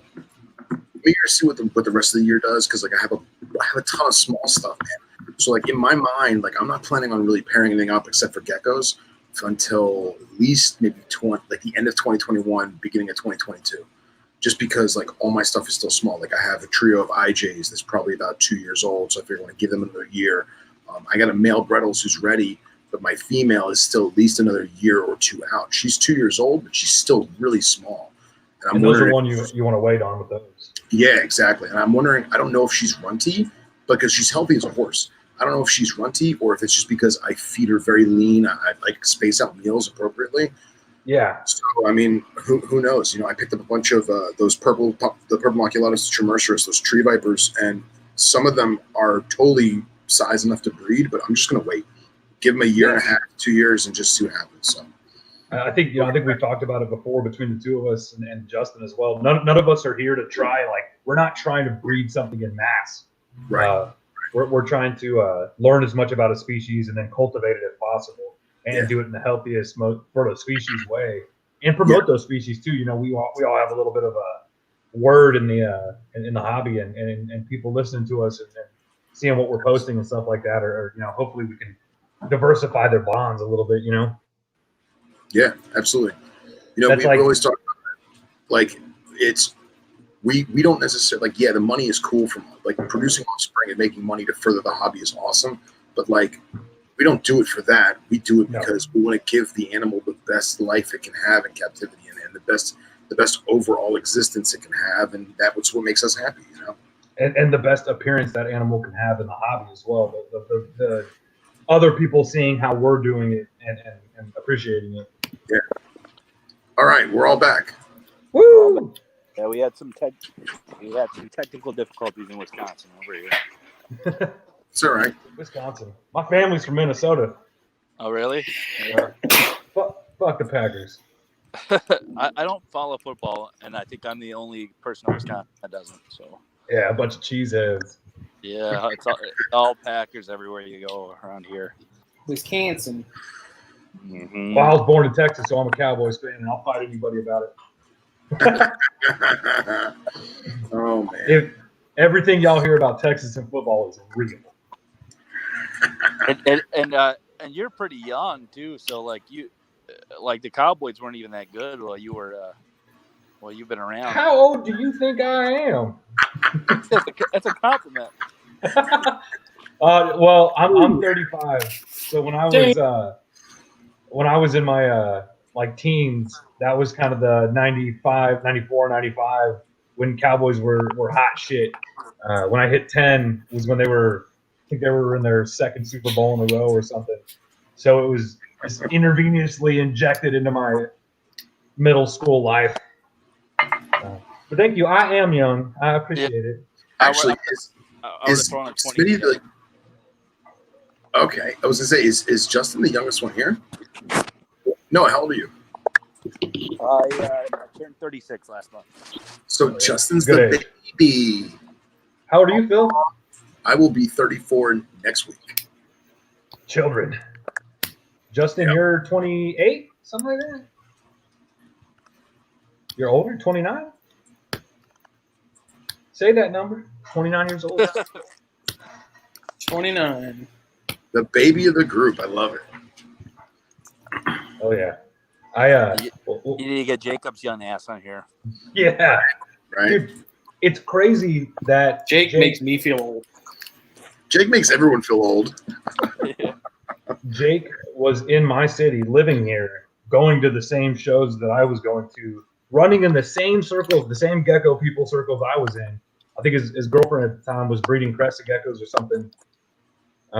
And dude, we must have crossed paths at some point. Probably. His little ass is pretty easy to spot. Like if you go out my garage and take a right, you're a 10-minute, 5-minute walk from where he got bit by his Atron. I actually heard him screaming from my house. We should have put a bench or something there as a memorial. His finger. He doesn't have any like lasting scars or anything, right? Rains or something. Every time it gets Or cold. when it gets cold. Yeah. My leg hurts. And I'm a strong hand. Twice as bad when it was cold. Do you know how long the winter lasts in this country? You guys named that movie. I'm not good with movies. It's Goldeneye. Oh. Goldeneye. 7.65 millimeter. I believe 3 men only carry that gun. I think I've killed 2 of them. Oh yeah. Yeah, dude. I was never a big time 007 fan. Should have been. I probably need to go back and watch all that shit. All right. Favorite Bonds and go. I go Connery. Oh yeah, dude, it's Conley for sure. This is a long debate that we had on Facebook this afternoon. Nice. Justin and I, we're Brosnan fans because that's what we grew up with. That's what we got to do. Got to do it. Check it out. Phil, you want to talk about ironic things that get messaged to people after talking to somebody? So me and you were talking about Underwood of Stories. While you were messaging with me, a good buddy sent me a list of many Nephurus. I mean, probably 30-something animals that are for sale as a group. And I was just like, this is so funky that I just got this. It's a lot of money. It's $7,000. Yeah. But they're selling a whole breeding colony of Wheeleri cinctus, Millii, vertebralis, levis. Yeah, like a ton of stuff. And they're looking for leeches or cash. I was Is like, this one of the major knobtail breeders who's getting out of it, or is this just a guy who had a good collection? I had no idea. It sounds like somebody that just got tired of them is moving them out, and they're selling their whole collection. They're moving all into leeches, which, as somebody who just moved out a bunch of leeches, is a terrible idea. Yeah, right. It sounds like a lot more work. You know, I moved out my leeches. I still got Shrek. Shrek's my boy. He's never leaving. And I sent one of my babies up to Joe Phelan. And then I still got that one baby that came out real dark, a little bit extra melancholy. And man, I was like, every time I walk in my room, I'm like, there could be a few more leeches in here. They're a neat species to work with, but man, they're a pain in the ass. They're so much trouble. And your friend's not going to sell anything individual, is he? He's selling the whole that was the first thing I asked. I was like, hey, does he want to sell just like 2? It's a group price or nothing. There's no Asper in there, is there? No. Asper are the AMA similar species, right? Yeah, that's it's Nephros Asper's the Queensland. It's the prickly. Okay. Those are like, as much as I love the AMI, like the Asper, I think, is my goal. Like that's what I really, really, really want. And I was telling, the NPR guys about this, like because of the Instagram account, people hit me up all the time. They're like, hey, I have this for sale. I'm going to post it. Do you want like first dibs, or are you interested? And like, I love that. And I appreciate that so much, but I just don't have the money to spend $3-4 grand on a pair of geckos. I just can't do it. No, but like that's what I want. The investment I put into the leechies and the investment I put into the guards is a lot. $3 grand for a pair of leechies, or some of these guards I have were $1,500, $2,500 a piece. Yeah. And it's like there is that feeling of, was it worth it? I'm glad I worked with the species for a long time before I kind of invested in some of the higher end stuff. And telling you and a good time to talk about it. I had 5 groups, 5 trios of breeding guards, and last year I probably produced about 100 babies, and I sold every one of them with the exception of a couple holdbacks, couple trades, and it was good. And I really moved into this year. I separated my males like I always do. I put them all together, and I started producing a lot, and I kind of stopped once I saw obviously the economy going to shit. You're not going to sell them. You're going to produce a bunch of babies. And once you're producing babies that are no longer for a year, you're only producing them to make money. I knew that I was only having those for the money, which isn't bad to have. It's a species I love. It's a species I've had for many years. Right. But there were groups that I had that were only for producing money. And once I saw that it wasn't going to happen, I moved out 3 groups of adults, and then just held back a couple. And then now I've held back up my best babies this year. And I even pulled my male off of my red group. So I've only got like 8 eggs left, and I'm going to be done for the year. Just because and I think we've said it a million times, what's the point in producing stuff that you either don't have plans for, or you don't have a way to monetize them, right? I don't want to. I guess I could produce them all in wholesale. I'm sure there are people that love to wholesale. Yeah. But is that the direction I want to go? Right. But so that it felt kind of weird. Moving on animals you've been working with for years. That was kind of the first time I've done that. But I don't think it was a bad move, not only personally but also financially. Snakes are a little different. If I don't want to breed snakes, I just don't pair them up, right? Yeah. Like you keep them separate. With the guards, I pulled the males for 2 months in the winter, and now having a couple males cold, it's kind of cumbersome having now you have extra enclosures and stuff, and now so it's kind of the amount of animals will not change that I'm holding back, but the direction with them, I'm definitely just going to stick with one, those really deep red quad stripes that I've been producing, and just focus on something with them. Yeah. Now that I'm seasoned enough with them, I can kind of say, hey, I'm gonna focus on this, and now I'm gonna kind of dip into some more species again, and that's kind of a fun. It's kind of neat. You sometimes you feel like you're in a stagnant point in a collection. Mm-hmm. I think a million people have been talking about getting washed out. I'm definitely not washed out or not feeling that way. A lot of these things I've had 5 to 7 years, so it's not like any different amount of care on any of these animals. But it definitely the mindset is, okay, produce less and let's start focusing on something. Same thing with snakes. I had some corn snakes. I got a couple clutches. I have 1 clutch incubating now. There are some pairs I was really excited about this year. I mean, really excited about. And I'm just gonna wait till next year. I mean, let me ask you: Did you get into, like, all right? For example, I wound up amassing my little Wheeler, my Cinctus collection, not because, and this is going to sound horrible, not because I love Cinctus. Don't get me wrong, I love Cinctus, but yeah, I got them because they were relatively inexpensive. They're very hardy, and I figured that obviously I like them, but I could breed them, have some holdbacks, and then use some of the offspring to help fund more species of Nephris. And that's still my goal. But did you find yourself doing the same thing, and like that's how you spiraled into leechies, or you're like, yo, now I have an opportunity to get them. I've always wanted them. Now I got to do that. So I never specifically wanted leechies. I had my guards. So you've seen most of the animals in my room. Right. Every cage and every snake in my collection was paid for by gargoyle geckos. Every leechie was paid for by gargoyle geckos. Cool. I did breed cresteds for a couple months. Not a single negative thing to say about crested geckos, but that's not my thing. They just constantly have babies. And I had one trio of like super dowels. They were just, I really like the little spotted ones. They're real pretty. But my brother works with, I mean, he's got like 20 groups of cresteds. He's got 1 million cresteds. But yeah. By the way, just not to cut you off real quick, but Justin texted me and his internet is screwed, so he's most likely out for the rest of this. Bummer. Yeah, it sucks. So yeah, working with the guards led me into a lot of species. I traded for my Cinctus.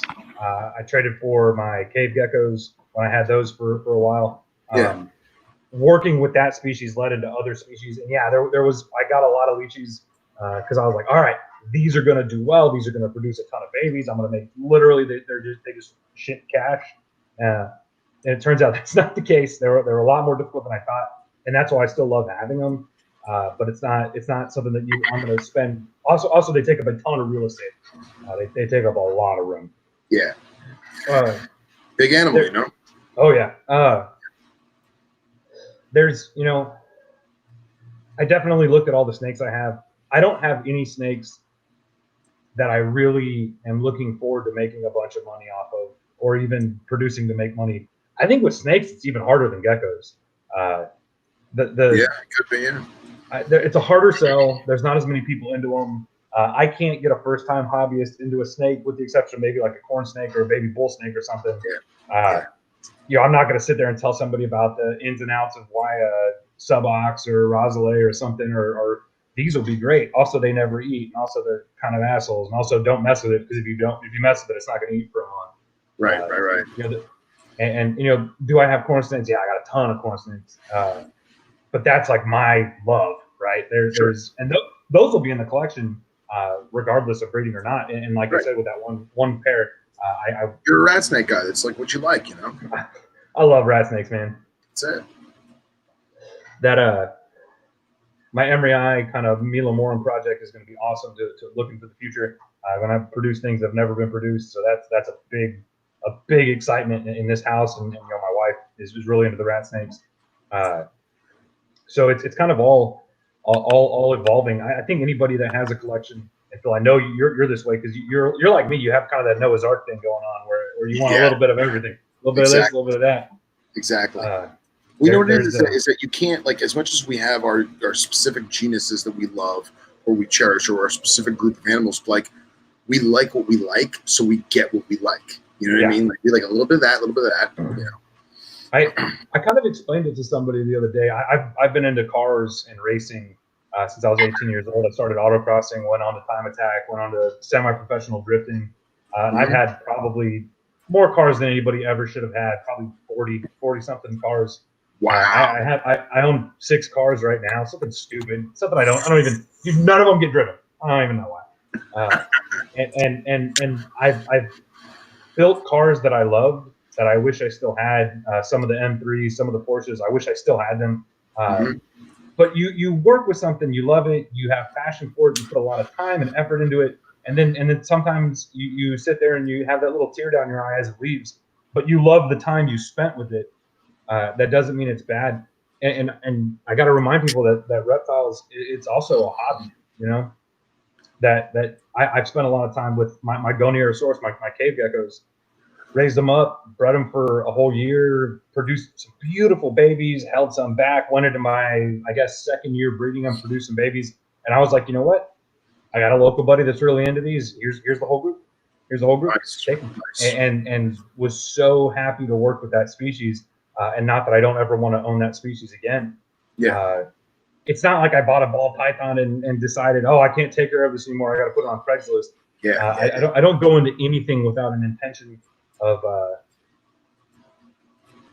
I don't know. It's for me. It's the adventure of raising it and seeing if you can work with it and seeing if you can breed it. And sometimes your passion with that species ends right there, and that's okay. Yeah. I don't know.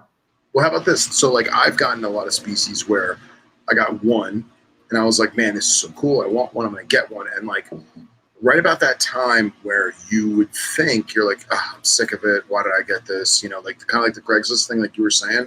Yeah. But it's the complete opposite. It's like, man, I can't get rid of it. Like, I can't. Like, yeah, I never take it out. I never play with it. Like, it just lives in that cage, and it's happy, it's content, but like, I can't get rid of it. I can't sell that, you know? And like, I made a mistake, and I call it a mistake. It's not a mistake. It's a great thing, but it's a happy accident. I bought a bunch of male snakes of different types specifically because I liked them and I wanted pets, and I did that. And now I go in the room and I'm like, oh my God, I've had that snake like 12 years. Why have I not bred it? Like, yeah. What was I thinking? You know, and you know, there was a different time in my life where I wasn't about breeding. I wasn't about doing that kind of thing. So like now, like I have 3 different cobras that are incredibly rare. And at the time when I got them, they weren't rare. They were just normal. You know, people had them. So like, I have an Ethiopian cobra, and like no one has a female Ethiopian cobra. And the ones that do, they've been trying to breed them. They have been breeding them. They're holding them back. So like, I'm never going to find him a girlfriend. I'm just not. You know, I have an Ashes cobra, and and like no one, and like I can confidently say this without sounding like a douche. I'm pretty sure I'm the only person in the country with a live Ashes cobra right now. Wow. And like Cody reached out to me because he saw it on Instagram or whatever. He's like, hey man, what's up with that snake? I really would love to get it for the Reptile Preservation Institute. And I said, man, I wish I produced them. I wish I had more, because shit, I would give you some babies for the institution, but I can't. I only have this one male. He's actually a runt. He's like 11 or 12 years old, and he's only like 5.5 foot. And I mean, shit, by that age, he should be at least 10 foot. So I don't know if he's a runt or a midget or whatever, but I still love him. He hates me. He hates me. But like, I can't, like, I told Cody, I was like, dude, I would give you babies if I had them, but like, I've yet to find a girl. It's, you know? I mean, there are species, I'm sure, and I mean, I could think of a couple that if I could even still just get one, I'd bring it in my collection just to have it. Pichovus lineaticalis. If I could find a Mexican, the Mexican lion pine snakes, there's one person that I have found that works with them in the country, and they're like, yeah, hit me up in June. Sometimes I have babies, and I hit them up, and they literally were like, yeah, nope, not this year. And I've posted on all the group, and you know, something like that. It's just it's nice to round out a collection. Of course, there's like my Lychee Shrek. I've had him so long, and I've raised him from a baby. I can't not have him. Oh yeah, he can't go anywhere. He's. I do take him out. He is kind of like a pet. Yeah. Exactly. Everybody knows who he is, and it's like when I kind of unloaded my Lychees, that was everybody's like, well, what about that? And what about Shrek? And I was like, dude, there's no way. Like, he can't leave my house. I'd be so scared of, even, you know, shit happens. People kill animals. I kill animals. Everybody has. That's one thing. When you have 100 and something animals, you're gonna lose a couple. Fuck, when you got 2 animals, you're gonna lose them. I would feel so bad if something happened to him, because he's been so perfect for me for so many years. But you know, kind of, man, it's really hard to want something, because you don't want it for breeding. You want it to have it in your collection, to be a part of that. And like you're saying with these specific species of cobras, you didn't go into them thinking, oh, I'm going to breed these. I'm going to, you know, so that is something that I definitely, hold on. That's something I definitely think about with everything. Also, one thing I like trying to do is if there is a species you want to work with, getting as many as you can, and kind of finding the ones that work best in your collection. And then, and I'm sorry, my wife just walked out. That's all right. Finding the ones. Noah just texted me. He's out too. He had technical difficulties and he's got to go to work, so he's out. Ah, damn, bummer. But getting as much as you can, like say you buy a whole clutch of snakes from a certain species, and kind of getting the ones that work best for you, and then raising them up a little bit, and then finding good homes for the rest of them. There's nothing wrong with doing any of that either. Or finding out you just don't like a species. I found out there was a species of snakes I had this year that I just fucking hated, and I moved them out. I'm not gonna say which ones they were, but that was me with Womas. I had a friend of mine bred them, and he got a perfect clutch. And I said, you know what? I'm gonna get one as a pet, you know, because I see all these people that have these big pretty Womas. I'm cool, just man. gonna get one, right? We named it Cuddles because it was a fucking psychotic. Absolute nightmare. It was a taipan that chewed on you. It was so horrible. And I got rid of him. Oh my God. I gave him away because I was like, I can't remember how much I paid for him at the time, $400 or $500, whatever it was. I gave it away to somebody because I was like, I can't do with this anymore. Like I can't. Dude, all the hot stuff I got, I can't deal with this. I'm not gonna do it. That happens, man. Ryan Cox just said his Sulawesi Rite. Some species there's absolutely. I think once you've matured to a certain point in the hobby, and you kind of realize, okay, I can kind of take on anything you got. What do you got? Yeah. Let me try it. There's nothing wrong with saying, oh shit, this isn't the animal for me. Yeah. You know what? The little kid that's 12 years old walking out of the show with his Burmese python, that's going to be on Craigslist in a year, man. Like that's the bad decision, right?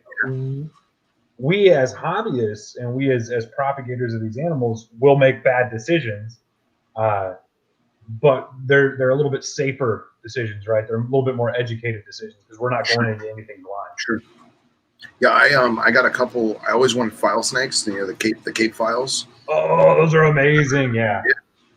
And Underground would get them in on shipment, and then they would sell out immediately. So I told the owner of Underground, I was like, hey man, I really want to get a couple of these. Can you save me some? So I go into the farm one day and he's like, hey, I got you 2 files. Go look at them. And one of them was a male. There was a male and a female.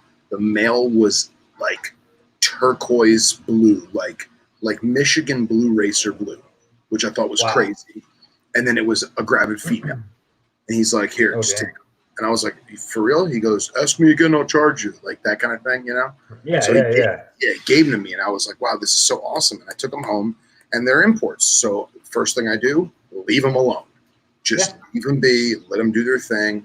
And the male died. I'm sorry. I put a dead quail chick in each one, and then they both ate the quail chick like that. And I was like, this is great. This is luck. Somebody's looking out for me. So after the male ate the thing, the male died. And then must have been stress. Who knows how long it took to get from Africa to here, who knows? And then the female, like a week after that, she dropped her clutch. And I was like, oh my God, this is crazy. What am I going to do now?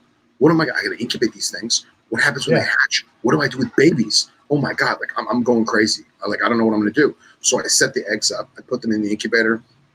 The female dies 2 days later. Oh. And I'm like, man, what am I going to do? So I'm like, all right, let me watch these eggs. The eggs, a week later, they start to raisen up a little bit.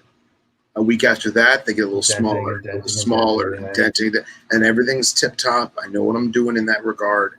And all the eggs went bad. So I don't know if they were infertile or maybe the vermiculite I had was tainted. Who knows? But at that point, I was like, I'm never doing file snakes ever again. It's just not worth it. Yeah. It's just not worth it. And I bet, every year things change. You may end up peaking and being like, all right, I want to give them one more try. Yeah. But you never know. There's, I've had a lot of wild caught animals, especially with the geckos over the years. A lot of the Phelsuma you get, some of the kind of funkier species. Mm-hmm. All mine were wild caught. And it's like you have to take a risk with wild caught animals, but sometimes it's the only way you're going to be propagating that species. Sure. I bred lined day geckos, which are not uncommon in the hobby because they come in imported all the time. They're $30. Sure. Yeah. I bred them for like 4 years, and honestly ended up giving away. The babies come out. I mean, they can sit on a dime. They're tiny. They're real tough to get going. And any babies that I got that actually made it and got up to size where they were crickets instead of flies, I gave them away because it was just so cool to work with that species. But at the same time, I also bought a 2.2 and ended up with only a pair of 1.1 that actually made it because it's wild caught, imported. You have no idea. Yeah, no idea. But there's 2 sides of that coin. One thing people say, I hate imported animals. I hate people taking animals out of the wild. And it's like you're not wrong. Some of these populations in the wild are really suffering from wild collection. the same time, do you want to see these animals in captivity? Do you want to see people working with these animals? We have to start with wild collecting animals. It's got to. You know, my Mila Morin projects, the Emery, it has to be wild caught animals because there are people out there breeding these animals, but not to a large extent. There's not a lot of bloodlines out there. And if you're trying to stay locality specific, where am I going to get a Mila Morin from McMullen County from anybody other than, I think Chris has some, Chris Montrose. But it's not something that's on everybody's radar. If you want to work with that species, you need to go collect it, or find them collected. It's just it's part of it. That's like I met Steve Spear. I met both Steve Spears in Carpet Fest, Southeast Carpet Fest, and like Steve has a bunch of Philsuma that he got that I'm assuming they were imports, and he just did he set them up perfect. Did everything right, and like that was his main focus, was just making them happy. You know what I mean? And now he's got like multiple breeding pairs, and like they're all big and gorgeous, and like he gets the baby food every morning and like watches them eat and stuff, and like that's awesome. And they just opened up their new shop. I can't remember what the hell the name of the shop is. I feel bad about that now. Hold on.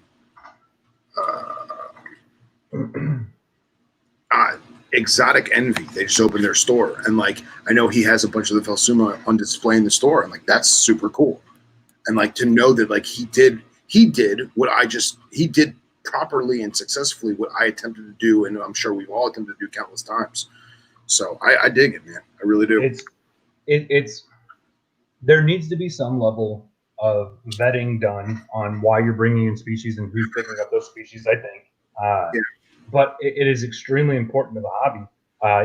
Say an importer brings in 100 of a really Ostendentalis or one of these weird Philsuma species. Yeah. Let's say a guy like your buddy or somebody's going to work with them, and they get 2-3 pairs, and they get one pair that makes it, and then they start producing babies. Well, now they can start propagating that animal for the hobby. Some animals aren't going to flourish in the hobby. I don't think lion day geckos, being as small as they are, as fast as they are, and as how hard as the babies are to get going, that you're not really going to have those unless you really want to work with them, right? Like they're not like the neon day geckos. You don't keep them in groups; they'll eat the babies. You can't hatch them in the same tank. Mine didn't eat a ton of gecko diet, which some of the Philsuma will do. So there's when I was working my Pachydactylus and I was breeding the Pachydactylus, mine were imports. I had a trio of imports, and what a fun species to work with. And I was so happy when I sold them to a guy that had been looking for them for years. So I was like, hey, I'm going to sell you all my adults, and I'm going to give you all my babies too, because you have passion in this. You understand the project. I don't know. They didn't check all my boxes, maybe, right? Like I really enjoyed working with them for what I had, but they weren't something I was like, okay, this is forever. This is a forever animal. Sure. And you know what? Even if it isn't a forever animal, it doesn't mean that you don't appreciate it and love it, and you have fun memories of it, and who knows what you do in the future with it. Like for example, everyone gives me shit about my rainbow boa tattoo on my leg, and they're like, dude, why do you have a rainbow boa tattoo? Like you don't even keep boas. And I'm like, yeah, I hate boas. Like boas are horrible to me. Like they're just me and boas don't mix. Doesn't matter if they're Amazons or emeralds or red tails or whatever, but rainbows will always have a special place in my heart. I may never keep them ever again, but like Epicrates is like in that soul. Dude, you know what I mean? They're amazing. That's an amazing species. And like to be honest, like I find myself always staring at Riley's stuff, and like Riley's rainbows are just top quality. Beautiful. And like I want to be like, hey man, hook a brother up, but at the same time I'm like, no, don't do it, because I'm gonna hate it. I'm gonna get annoyed. I'm gonna have bad luck like I did in the past, and I just don't want to. It's not worth it. I'd rather that baby or that animal go to someone who is not going to fuck it up like I did. Yeah, I feel like rainbow bows also are a species that one person's gonna have a ton of success with. It's gonna almost seem like they don't even try, right? They're just like, I don't know of anything easier than this animal. Yep. And then it goes to another collection. That was like my Nephrurus. Dude, I read every book, I read every story, I read everything that I could about them, and they just didn't do good. For the year I had them, they just didn't do good. Yeah. 15 miles away, my buddies got them, and they're pooping out babies like a fucking Pez dispenser. Yep. I mean, and I sent you that picture of the one that came out like patternless. Yeah. And I was like, yeah, that could have been me. I could have been doing that. But you know, but at the same time, I'm still looking at in the future getting there for us again because I want to have success with that animal. I want to have success with that genus. I want to find some that do well. You know, it's a great, not to cut you off, sorry, but a great example of a species that was brought in, however means it was brought in, and nobody knew what the fuck to do with it, and they thought they did, and they all died, was William's eye. The little tiny neon dudes. They're not Puma anymore. No, it's its own thing. It's like blah, blah, blah, blah. William's Ligodactyloides or something like that. Sure, but those little blue ones, electric blues. So they came in by the bucket load, and everyone was like, "They're amazing. I'm gonna get them." And guess what? They all fucking died. Yeah, and it took a good 6 to 8 years for people to realize how to get things going, and now they're banned from import, and whatever's here is here. And you got companies, I'm pretty sure Josh's Frogs has a bunch of them. And dude, the ones from Josh's Frogs, they're set up beautiful. If you buy one from Josh's Frogs, they're going to tell you how to take care of it great. And that is awesome. It's just going to keep furthering it along. And they're real expensive, right? Well, now they are. Now they're I guess they're $200-300 now. Yeah. But they used to be $30. You know? I know Frank Payne, Living Art by Frank Payne. He works with them. And if you ever look at his site or his Facebook page, I think it might be a Facebook page, he might have a website also. His wall of these things is breathtaking. Every single one of them is set up perfectly. He has custom made cages for them. He did a podcast back in the day with, I can't remember what group it was, but he did a podcast back in the day. I ended up finding it somehow. You go back on your podcast 42 years and you listen to somebody talk about fucking house snakes and glass aquariums living on gravel. Fish gravel. And yeah. I got a fish gravel story. I'll tell you that here in a minute. Okay.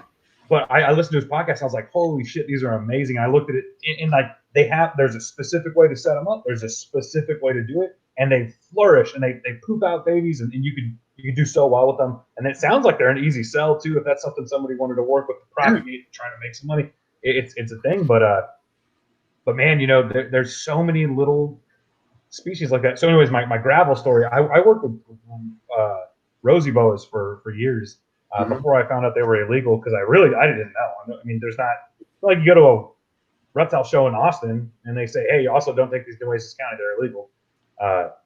It wasn't until I was getting all my licensing and shit that I found out because they ask you questions about your collection. So the guy that bred my Samatias rosies that I still to this day got my worst bite ever from, kept them all, every single group. He even showed me pictures on his cell phone. He kept them all in 10-gallon aquariums on aquarium rocks with screen lids and a heat lamp. And he has been breeding these things for 30 years like this. And he was like, yeah, you just put the water bowl in for 2 days and that's it, dude. They're easy. And I was like, what? And he was like, yeah, they like to live on rocks. Come to find out, I have the America's Colors. There's a book about rosy boas. And I've seen dude, it's a white book with the snakes' bodies in the cover. Yeah. Dude, I can't remember the name of the book exactly, but beautiful book. And it has all the different localities. There's hundreds of different pictures in there that are it's a beautiful coffee table book. And one of the articles in there, one of the things talks about keeping them on gravel and how that is a successful way to do it because in the wild they live on rocks. And that's just, people used to do it. If it ain't broke, don't fix it. I kept mine on Aspen. God, that rowdy little bitch, dude. They're so mean. I remember once I was going through and cleaning water bowls, rifling through like a maniac, and I didn't see the female. And I went in and I grabbed her water bowl to just dump it out, clean it, put in fresh water, put it back. And dude, this snake jumps out and bites me right here on this part of my skin. And it was so surprising. I didn't know the snake was there. So it was totally, it wasn't like I saw the snake striking at me and I was like, you take a bite, you kind of get ready for it in your mind. Sure. Dude, and I jumped back like that and the snake got a hold of me and went, boom, just fuck me. Dude, it flew. And 5 or 6 of its teeth stuck in my hand and snapped off. The snake was fine. The snake ate the next day. I didn't give a shit. And, I had it for a year and a half after that before I gave it to a buddy. And, dude, still, oh man, was all red, and I had to pluck all the teeth out with tweezers, and nasty little buggers. I did that with an albino baby berm once. I was doing drawers, just like a whole rack of drawers, like 6 quarts or whatever. Yeah. There's baby berm shoved in there, and you slide it, and it literally got me on this knuckle, like on the knuckle, and I went like that, and that thing went across the garage, and I felt so bad. He was all like, "Look up." Yeah, the snake, when I landed on the ground, and I swear it just started coming back toward me. It was like, "You think we're done, motherfucker?" I was like, "Hell yeah." That's a species I really wish people would be a little bit more vocal about. Rosy boas. They're really neat. They are really fun to keep, and they are beautiful. You can't look at them and not just think, "Damn, it's a gorgeous snake." But I think there needs to be a disclaimer on them things that they will bite. No questions asked.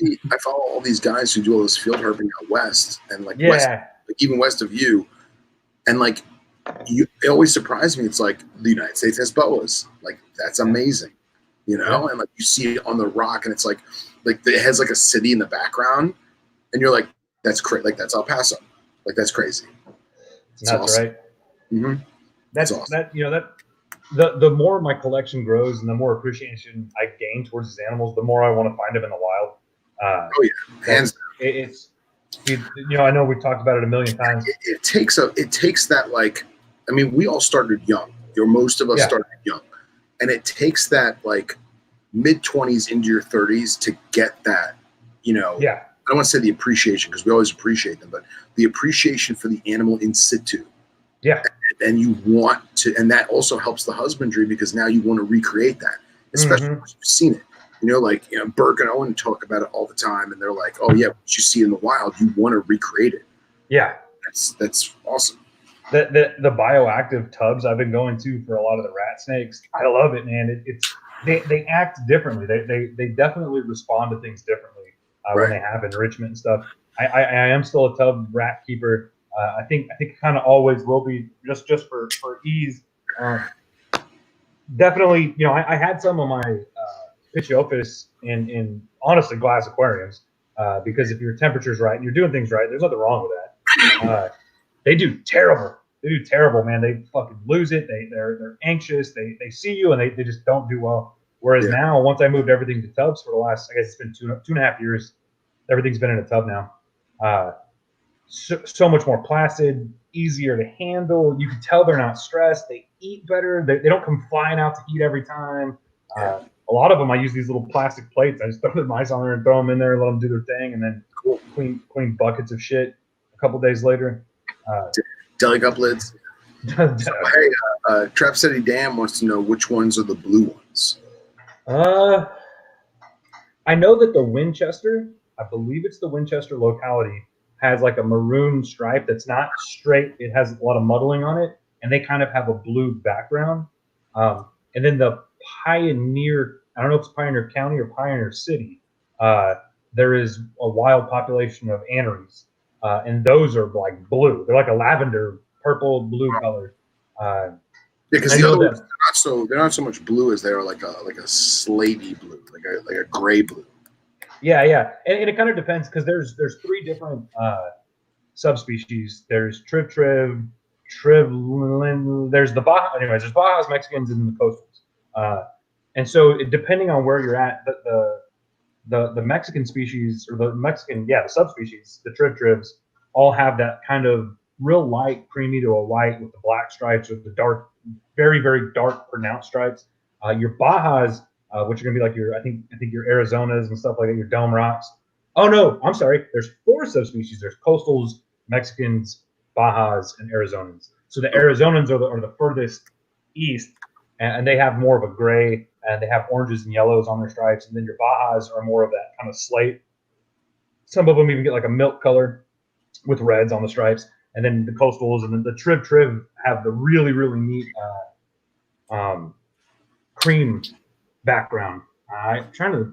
My Trivs were Magdalena Plains, and that the ones that I sent out, those are the ones that produced some babies for Steve Livingston. He's a big Rosy Boa guy. He got my Trivs, and he produced the litter. Cool. Like a couple months after I sent them to him, because I had pulled them and I paired them, and then the county poo-pooed on me. Fun species. Dan, I know you just said you just got to work, but are you smoking at work or no? I don't even know what Dan does for a living. Probably should ask that. Well, I'm not sure I'm familiar with Dan. Yeah, you are, man. Trap City. Trap City. Trap City Reptiles. Yeah. I'm gonna fuck that name up, and Dan's gonna get mad at me. I'm sorry. Man, this is it's good that we're catching up like this, but it is poopy that the other guys got booted out. That's a bummer. Well, shit, man. Let's go ahead. So Underwoodosaurus, since they're not here. Yeah. So, dude, I keep looking at them. And I know Steve Sykes has a bunch that he just posted. I think some of them are almost adults too, which sometimes I really like working with babies. Sometimes adults are fun. Usually with the new species, I like going with babies. But man, they're pretty cool. Yeah. Oh, nice. He's working and he's smoking a Drew Estate Shady. That's nice. Awesome. Rock and roll, Dan. Rock and roll. Nice. Ryan Cox says he'll be in next week. Nice. Excellent. What I was going to say is, so I love my babies and watching them grow. But then like every 6 to 8 months, I'm like, fuck, they're still small. You know what I mean? Yeah. Are they kind of a slow grower? I don't know. This is these two Millii are the first ones I've ever had. I got them from Leland at DW Geckos. Yeah, Leland. Yeah. They are, dude, Leland's the man, and his geckos are champion. And I bought them last Daytona, and I went there looking for them, and I know that his are awesome, so I went right to his booth with all of his cages and everything. And I was like, hey, man, I really want to get into these. You know, let me know what you think. What should I buy? Should I get your yearlings? Should I buy some babies? He goes, how about this? How about I pick you out 2 babies? We don't know the gender because they're too small. He says, but I'll try and get you a normal and a hypo. And I said, all right, cool. He goes, you know, when you breed enough of them, you can kind of tell what's going to be hypo and what's not. For sure. Well, so sure as shit, he picks me out these 2. 4 or 5 months later, you can tell one is the one that he picked to be hypo is flat out hypo. And now the other one, I guess, is a late bloomer. I think they're both going to be hypo. Oh, that's awesome. Which is awesome for like the future projects. But I won't lie, I kind of wanted a normal one. I kind of wanted the 2 different, you know. Now those are both naturally occurring. They're almost like 2 phases, right? Yeah, it's a naturally occurring, but it's not like a phenotype. It's just like it just happens to be one, you know. Yeah, it's just like a naturally occurring thing. It's not like a recessive or anything. I think it might be, but it's like it's a naturally occurring recessive that you can find hypos in the wild, from what I gather. Maybe it's like a co-dominant or a dominant trait where you'll get some that are hypo out of a hypo going to a normal or something. Yeah. Gecko genetics work differently. I know that leopard geckos are kind of the exception, but I think anything from that area, you know, ball pythons and stuff like that, kind of all has evolved to work a specific way genetically. Sure. But yeah, with all kinds of gecko species, there'll be, you know, some of your Phelsuma grandis. There's people like, oh, these are anery. These are a recessive trait, and then it turns out it doesn't actually work that way, and they hatch out normal, and then you got to find out which ones are going to color into different things. Okay. So I think they also have there's also like phenotypes of normal Millii. So like, because the distribution is so vast across the whole middle of the continent, like there are Millii that come out of like the Perth area that look completely different than the stuff that's from like Victoria or Western New South Wales. And like that to me is fantastic. But the problem is that we don't know where our North American stock ever came from. I mean, I'm sure somebody might know, you know what I mean? But it's so, I don't want to say muddled, that you really aren't going to know. Yeah. But I definitely want more. I would totally buy more from Leland if he has any more. Obviously, I want to get a different breeder just to kind of mix things up. Oh yeah, You want to diversify your genetics of animals that aren't coming in. Yeah. But I feel like they are. I want to say they're way more. I think they're way more carefree than Knobtails. Okay. Does that make sense? Yeah, for sure. Because Knobtails are like, you open them up and look at them in their tub or whatever, and they fucking lose it, right? Like they're stressed out for a week. Yeah. Well, and not even stressed out for a week. Like, for example, like if I paid $200 for the Millie Eye or I paid $200 for a Cinctus, let's just throw numbers out there. The Cinctus, when I open the drawer, the Cinctus is like, hey, what's up, man? You gonna feed me? What's going on? While as the Millie Eye is just like, what's up? He's just doing it. It's just living his best life. Just living his best life. He just doesn't care, you know? Yeah. That's pretty cool. They're stupid cute, man. They're just too cute. Those big giant eyes. Yours bark? Only if you mess with them a lot. And I mean that specifically, mess with them. So like if I go in there and I scoop my hand in to like pick one up, I can pick them up. They don't freak out. They just kind of chill there. Very, very leopard gecko-ish. But like if I go in there, like I like poke his leg, I'll get the you know. Craziest thing is one of my yearling female Cinctus, Jelly Bean, as she's so aptly called, produced by Sims on accident.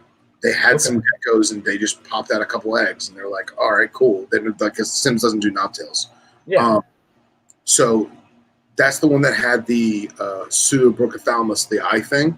I don't know if you saw it.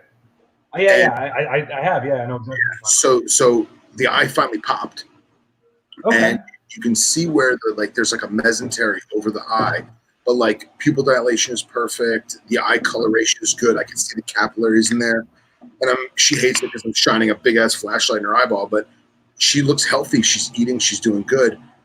So right after it popped from a shed, I was immediately like, I got to inspect her. So like I reach in there, I grab her up, and like I've done this 1,000 times.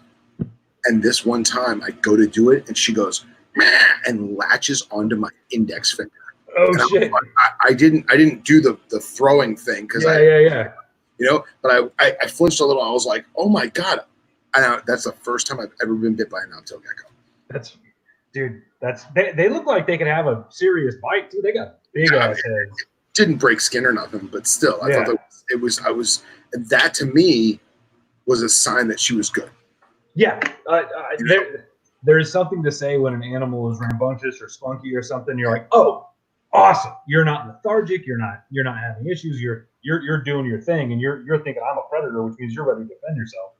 Yep. I don't know if it was ventilation, like we said, temperatures.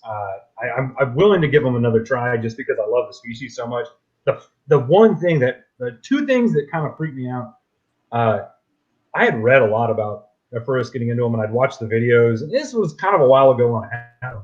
Maybe I wasn't as adept with thinking about different species outside of arboreal geckos. Really, they were kind of some of the first terrestrial stuff I'd worked with.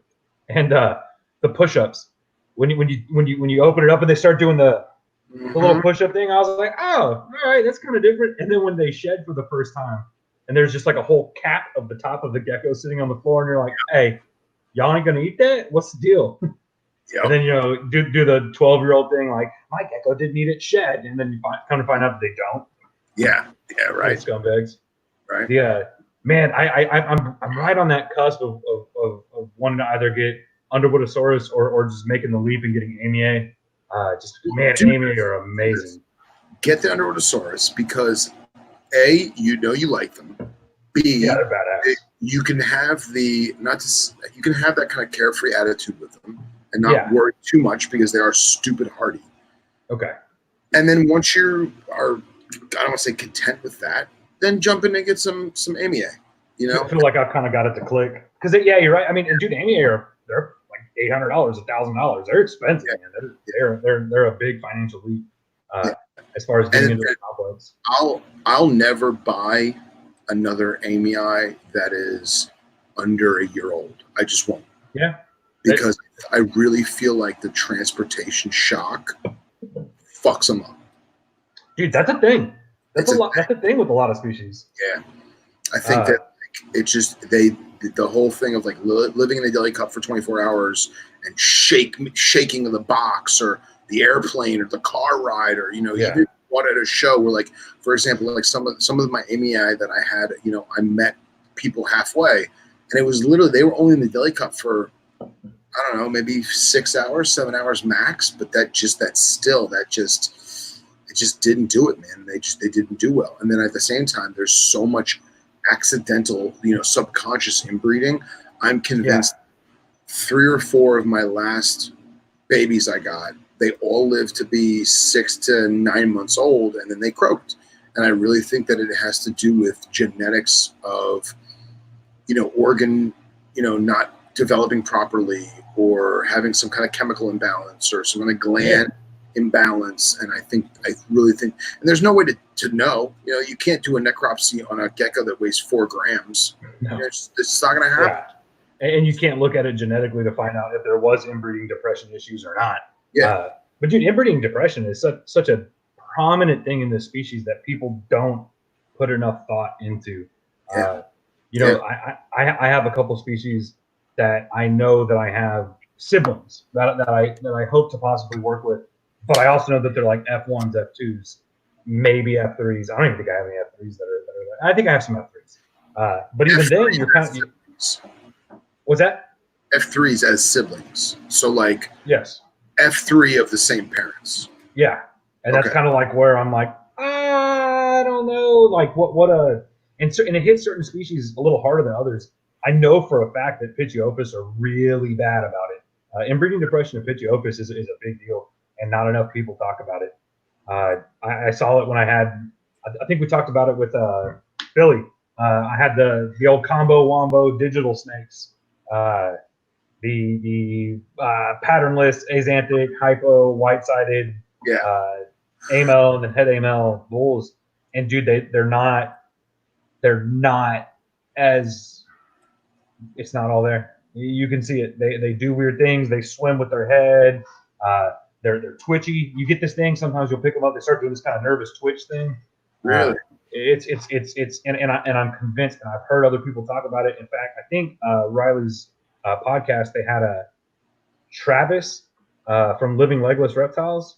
Okay. And he talked about that. He talked about inbreeding depression in bull snakes, how even just a couple generations in. So what I've done is, I have some Nueces County animals, bull snakes, that I was hoping to breed this year. Not going to do it now. I had paired them up, but sometimes they breed in the summer. Here they breed in the summer because you find all the babies in November. And mine hatched in November, which is kind of cool. Nice. But I'm gonna pair those up next year. But I plan on taking all of my morph bull snake stuff and taking it back to F1s. In fact, I have some wild caught females from different counties that have different traits. I have some McMullen stuff, some Nueces County stuff. Hoping to probably get some little bit more northern wild caught if I can. Some of the stuff, once you start going up through the states, that's why when the animals get darker and smaller. And I want to pair them back to wild caughts and just create big hets as F1s, and then now when I bring my F1s together, I have a lot more confidence in the genetics of those animals. Yeah. So yeah, absolutely. They always say like 7 to 10 generations in reptiles, but I think in captivity we push it so much that it's not 7 to 10. It's 3 to 5 or even less. Who knows? Yeah. There's the only F3 animals that I know are F3s that I'm pairing up. I know come from multiple lines of animals to get to that kind of F3, because F3 is still nomenclature. It's not wild caughts that made F1s. Then they took those siblings that made F2s, and those siblings made F3s. Like I got some stuff from Chris Montrose. He wouldn't sell you a pair, wouldn't want you to have a pair unless he thought those were a compatible through the lineage of it. No matter what the deviation is from wild. Yeah. One of the Emery projects I'm working with is a group of gentlemen here in Nueces County have been working on it for about 12 years. I think it's 12 years, somewhere in there. Is the reverse stripe Milamorums Emery, and not many people have seen them, but they found some funky animals here in Nueces County, bred them together, and then they started striping. So I have striped Emery rat snakes, and so my involvement in that project is to I got a bunch of animals that are the best stripes that have ever been produced. Right, like I have the best ones out of all these guys that have bred them. I got the best babies, and I'm taking those to wild animals to start diversifying the genes, because they have taken them to wild caughts, and you start getting aberrancies in the first generation. Wow. So you won't get perfect stripes, like I have. They're still not perfect stripes, but they're pretty damn close. You won't get exceptional stripes in the first generation, but you will start getting aberrancies. But what I've done, and this is kind of working with these guys, I now have albinos and snows, and I'm going to be getting some chocolates this year, all from the Emery Eye complex. And I'll be taking those and making hets that are now going to be aberrants. And they're definitely not related because these have only been bred in this group. So hopefully making, maybe 9 years from now, I'll have a striped snow Emery Eye, and that'll be kind of a neat thing to have.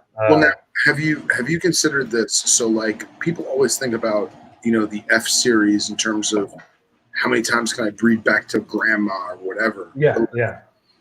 Nobody ever considers the percentage of outside genetics. So, like, all right, so I have an F1 baby. I have let's say I have an F1 male. Well, I'm not going to breed it back to the parents, but like, let's say it's striped. Okay, so mom was striped, backyard, and dad was striped backyard. So now I have this striped baby. It's perfect striped baby.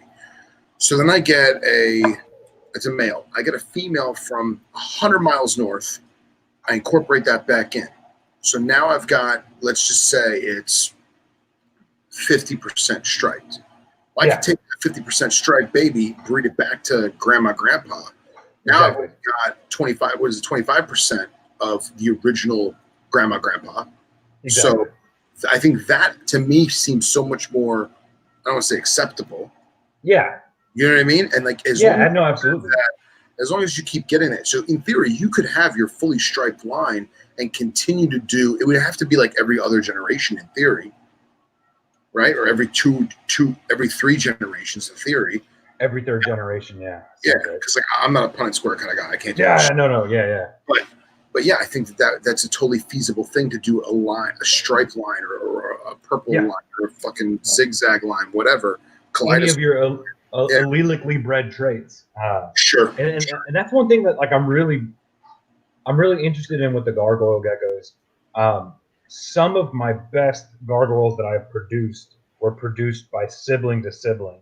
And I know why they were produced that way, because now, if you have 2 beautiful animals, 1 out of 4 is just going to probably be better, right? Like you've created an animal that's even better. So what I did is I went out and I got a bunch of really nice red stripe from other breeders, so that I know these are, for the most part, not related. They kind of are all related to some extent with the Rhacodactylus. We haven't seen new ones in the country since 2000, 99, something like that. But enough were brought in that you have a diversified gene pool.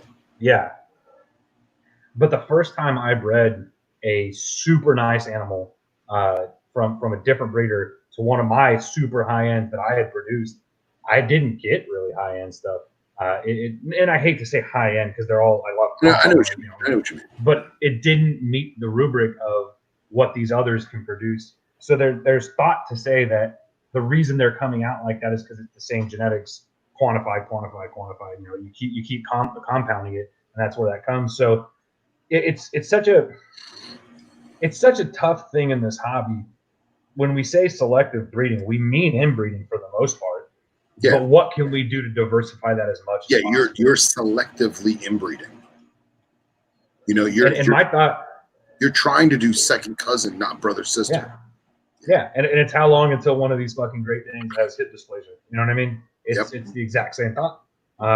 So my thought in this is try to diversify the genetics as much as possible, and to some extent get as many wild animals as I can that meet what I'm trying to do while it's still legal to do that.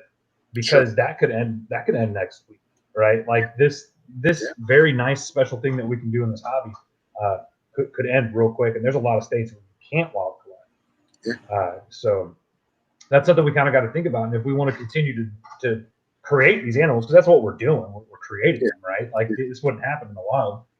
We need to start diversify those bonds as much as possible, man. You want to put your you want to put your eggs in as many possible baskets as you can while you can, if that's something that you have passion with and you want to work towards. I mean,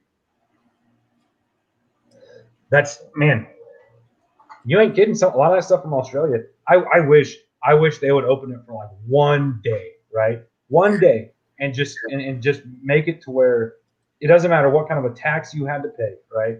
doesn't. I mean, there's people out there. I mean, your Eric Burks and your people like that would pay out the wazoo to get a handful of wild collected animals or F1 generation animals from Australia, and they would get it on a zoo license or something, just to say, I want to work with these animals in America, and all I want to do is diversify the genetics for the hobby, because this hobby's not going anywhere. In fact, it's only getting more popular.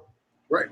You do like South Africa has a great export program where you cannot export any native South African fauna unless it's F3. And you have to prove it. You have to have your pedigree. So, like, for example, you have all these people that I don't know if they have to, I don't know if it's like a region by region basis or whatever, but you have all these breeders that are constantly, I don't know if they file with the country, like they file with the department or whatever, saying, okay, this year I produced, 15 baby puff adders. And they go, okay, these are your numbers or whatever. They have numbers A through 15 or 1 through 15 or whatever. But somehow they have the paperwork and they can export legitimately to wherever they want because they can prove that it's F3. There's no reason why you can't do that in Australia. Australia already has a massive captive bred population. And like for my friends that are over there, I mean, shit, if Jake's still listening, God bless Jake, chime in, please. Their animals are still relatively expensive because you cannot field collect in all of Australia. So at all, there is no field collection in Australia, period. So like, for example, a Woma python in the US is what, $700 to $800 maybe for an adult? Something like that. Yeah, they're up there. Yeah, it's the same price in Australia. Green tree pythons in Australia, for the most part, they're all either, Cape York bloodline or Cape York bloodline mixed in with Indo smuggled stuff. Yeah. And those are all $800 to $1,000 no matter what. And that's just because everything is captive bred. There is no fresh field collection. And like all the guys that get arrested for illegal animal stuff, it's because they had stuff that they field collected. Yeah.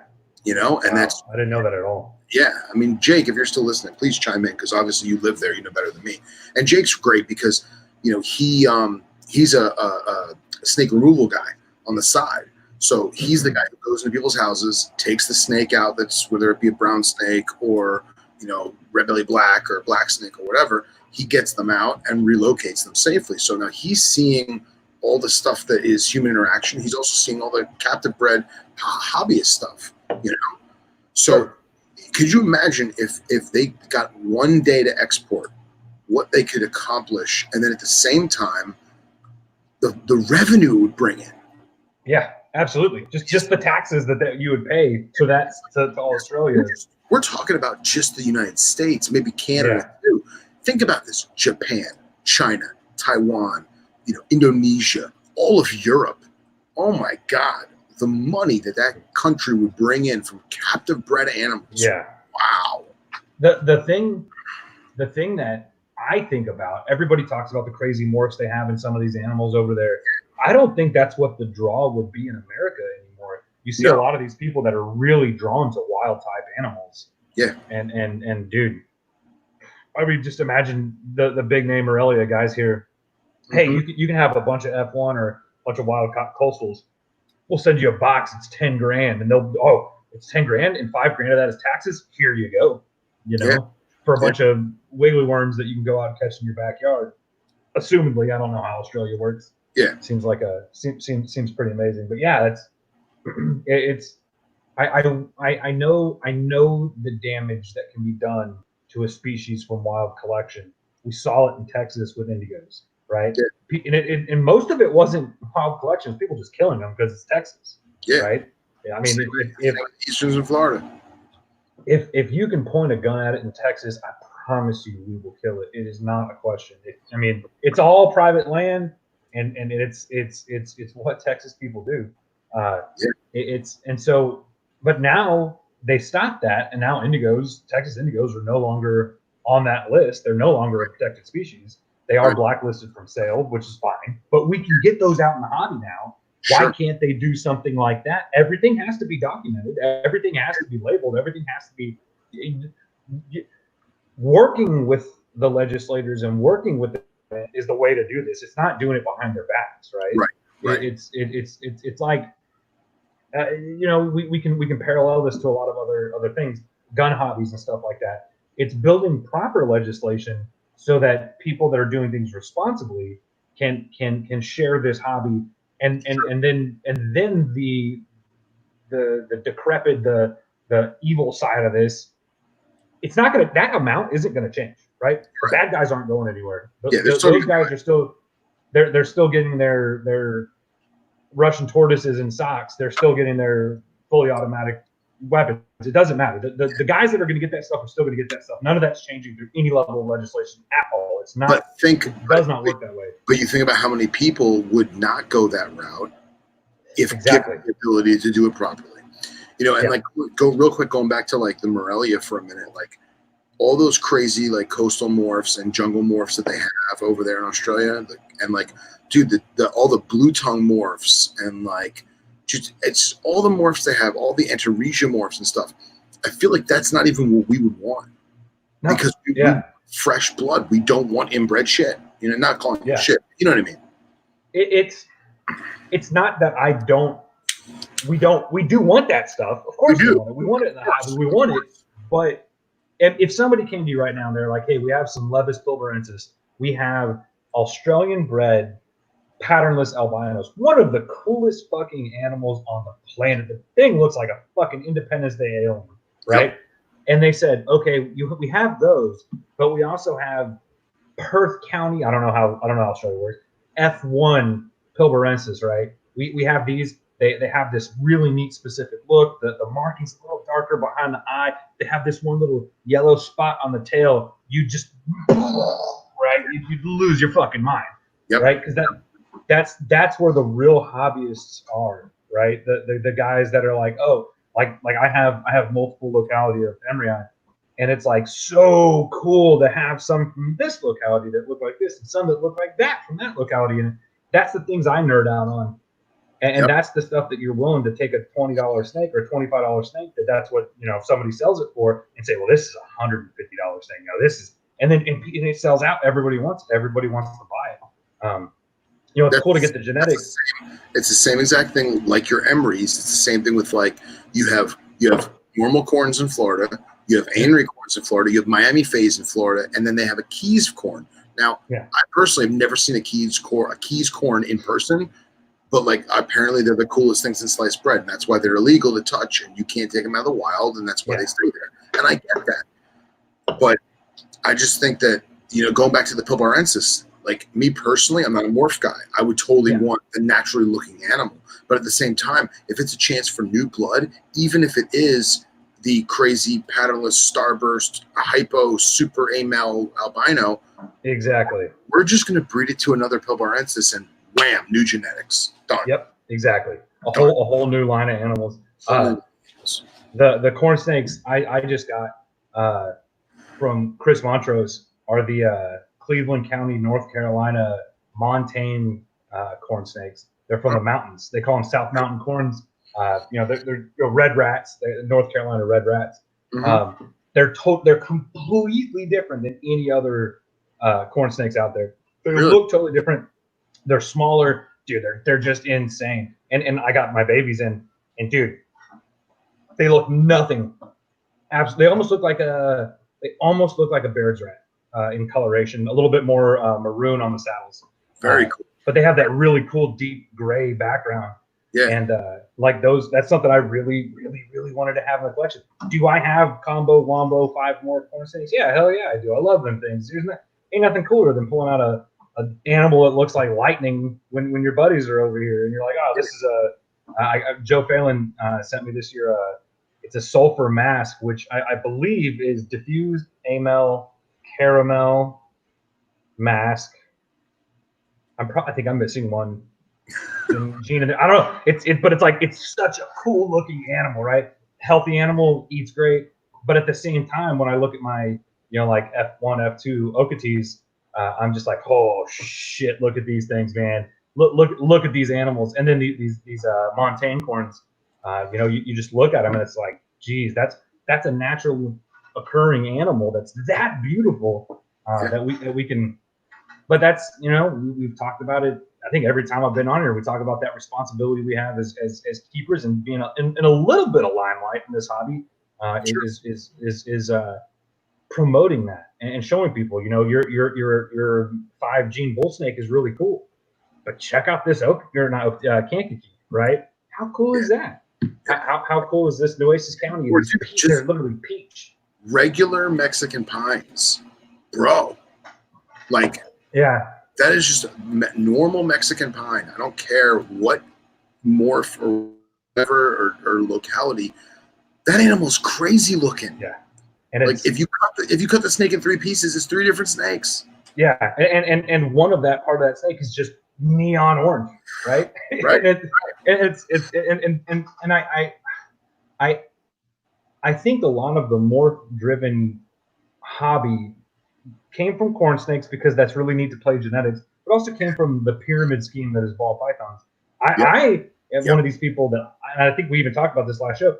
I love ball pythons. I think they're amazing, and I don't think they're not the most active pet. They're not the best. They are not the best first pet. They are not in any way, shape, or form.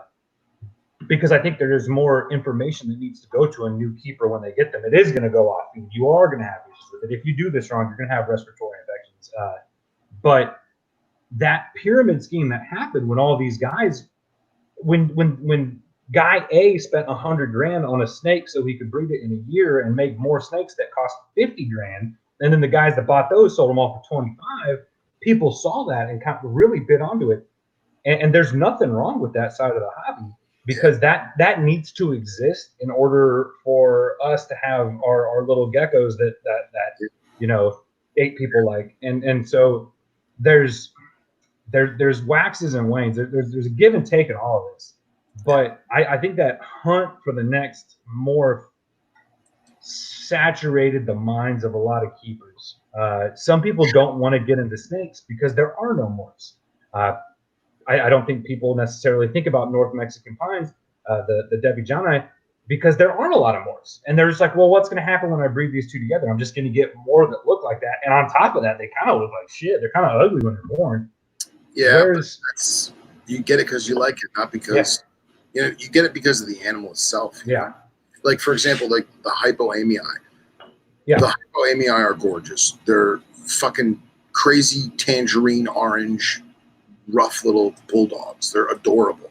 Yeah. But I don't think I ever want one, because to me, I want that quintessential rusty red earth tone Alice Springs gecko. Like, that's just what I want.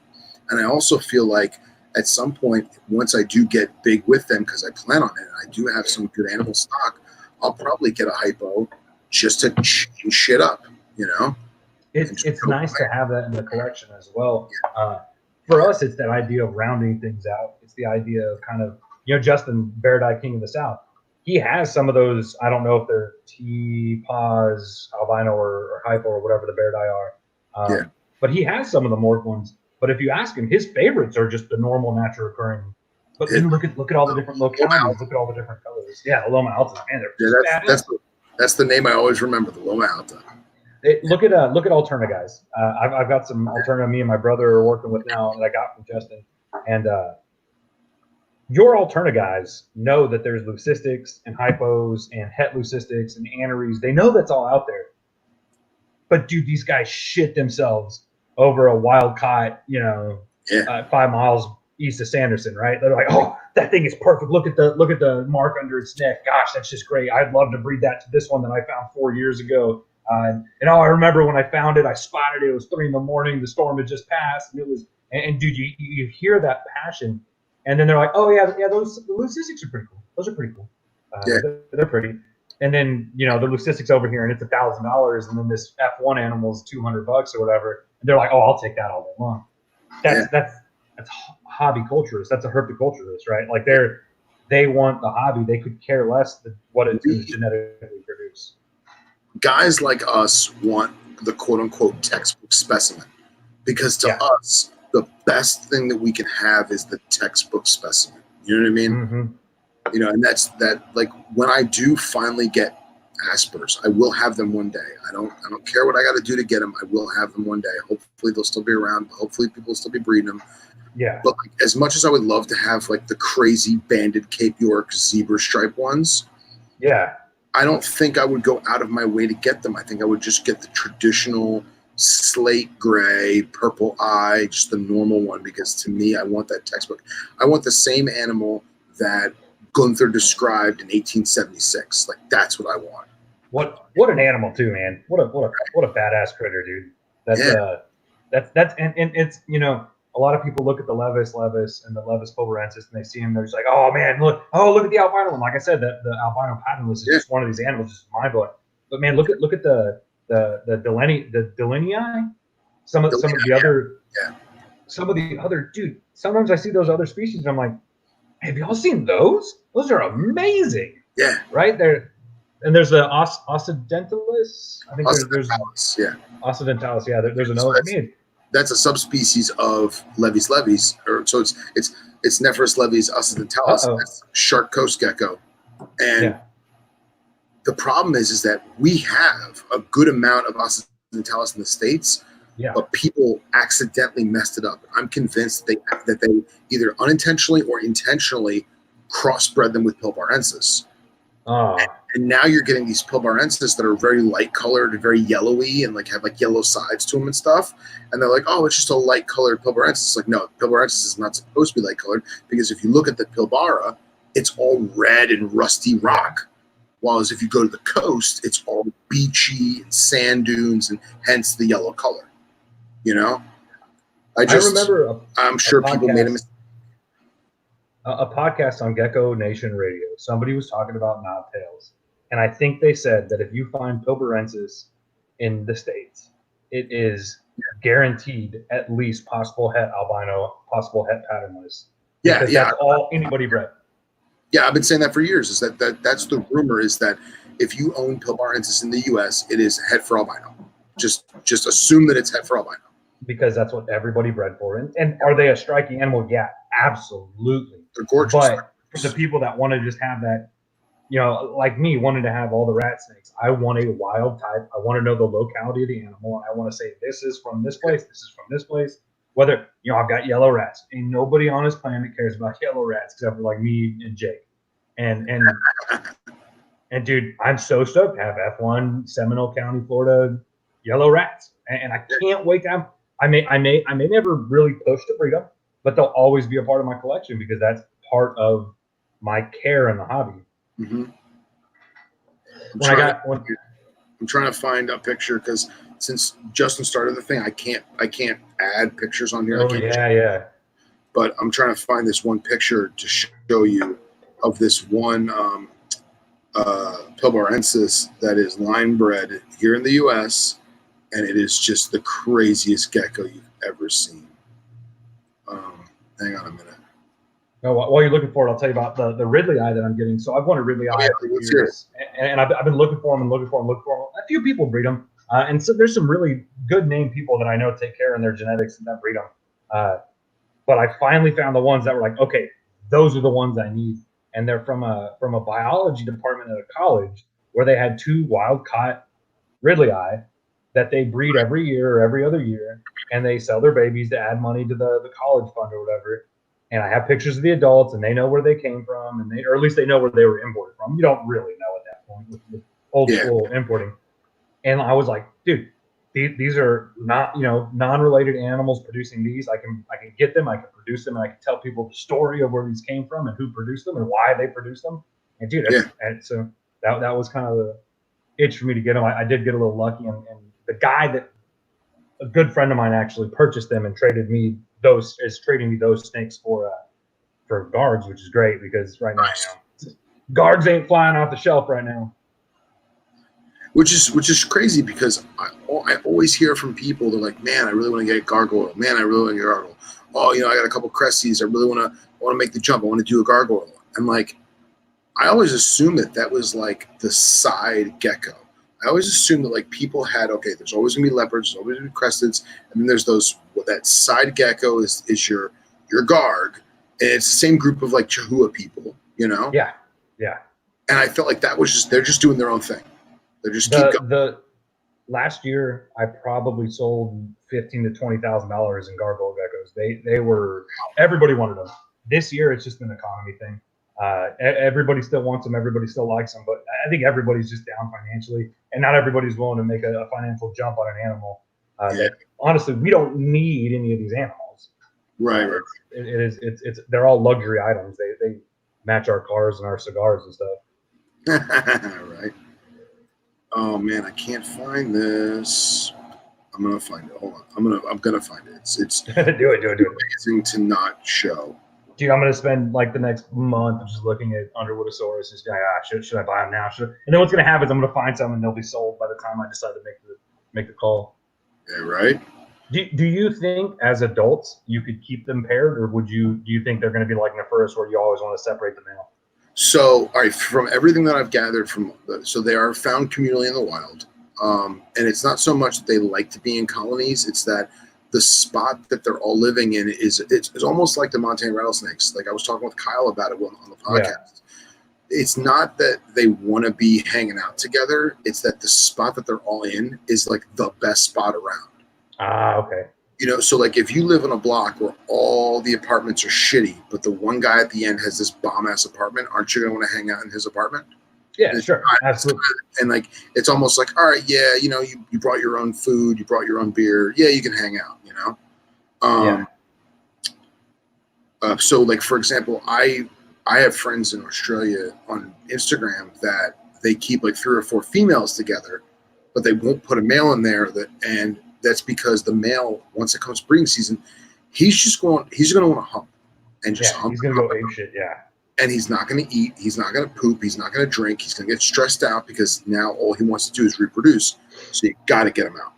Yeah. Because in the wild, the girl can run away and find another mate, or the guy can run away and find another girl. He can go, but in a tub, he's trapped. You know, or in a terrarium, he's trapped, you know. With my Coleonyx, that was always on the back of my mind. They'll overbreed. They will not stop breeding. So I always separated my Coleonyx. But like with my cave geckos, I never did. They didn't produce that much anyways, and they're such a cryptic, kind of slow animal. I never, for years, I just never had problems keeping them as a colony. And I've heard of people back in the day would even let the babies hatch in the enclosure or the tub or whatever you had them in. And pull the babies out, not even incubate eggs. I'll pull out babies once they hatch. So every species is a little different. That's kind of what I was wondering about the Millii. If they're and that's, I mean, obviously not a problem. You know, just something to think of. Not everybody always thinks you need to have multiple enclosures for a group of animals.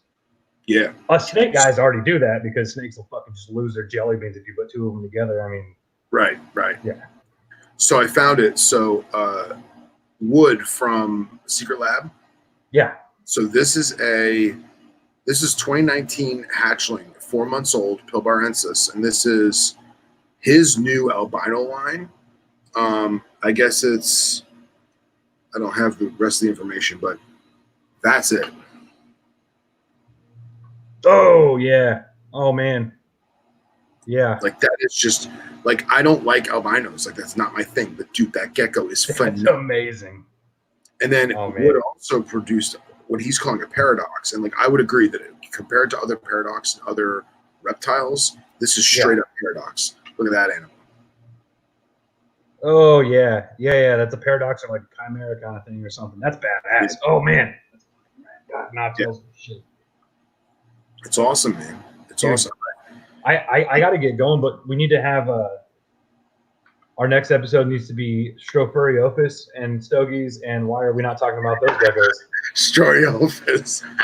What's funny is my boy Elliot in Queensland, he does a ton of field work, and he loves those geckos, but he hates them because nobody knows this, but they shoot out the sticky stuff out of their tail. He says their tail, like webs. It's the worst thing in the world because he gets it all over everything, and he just tells me stories. It's like, I found 3 more of those stupid things today, and now my gloves are ruined.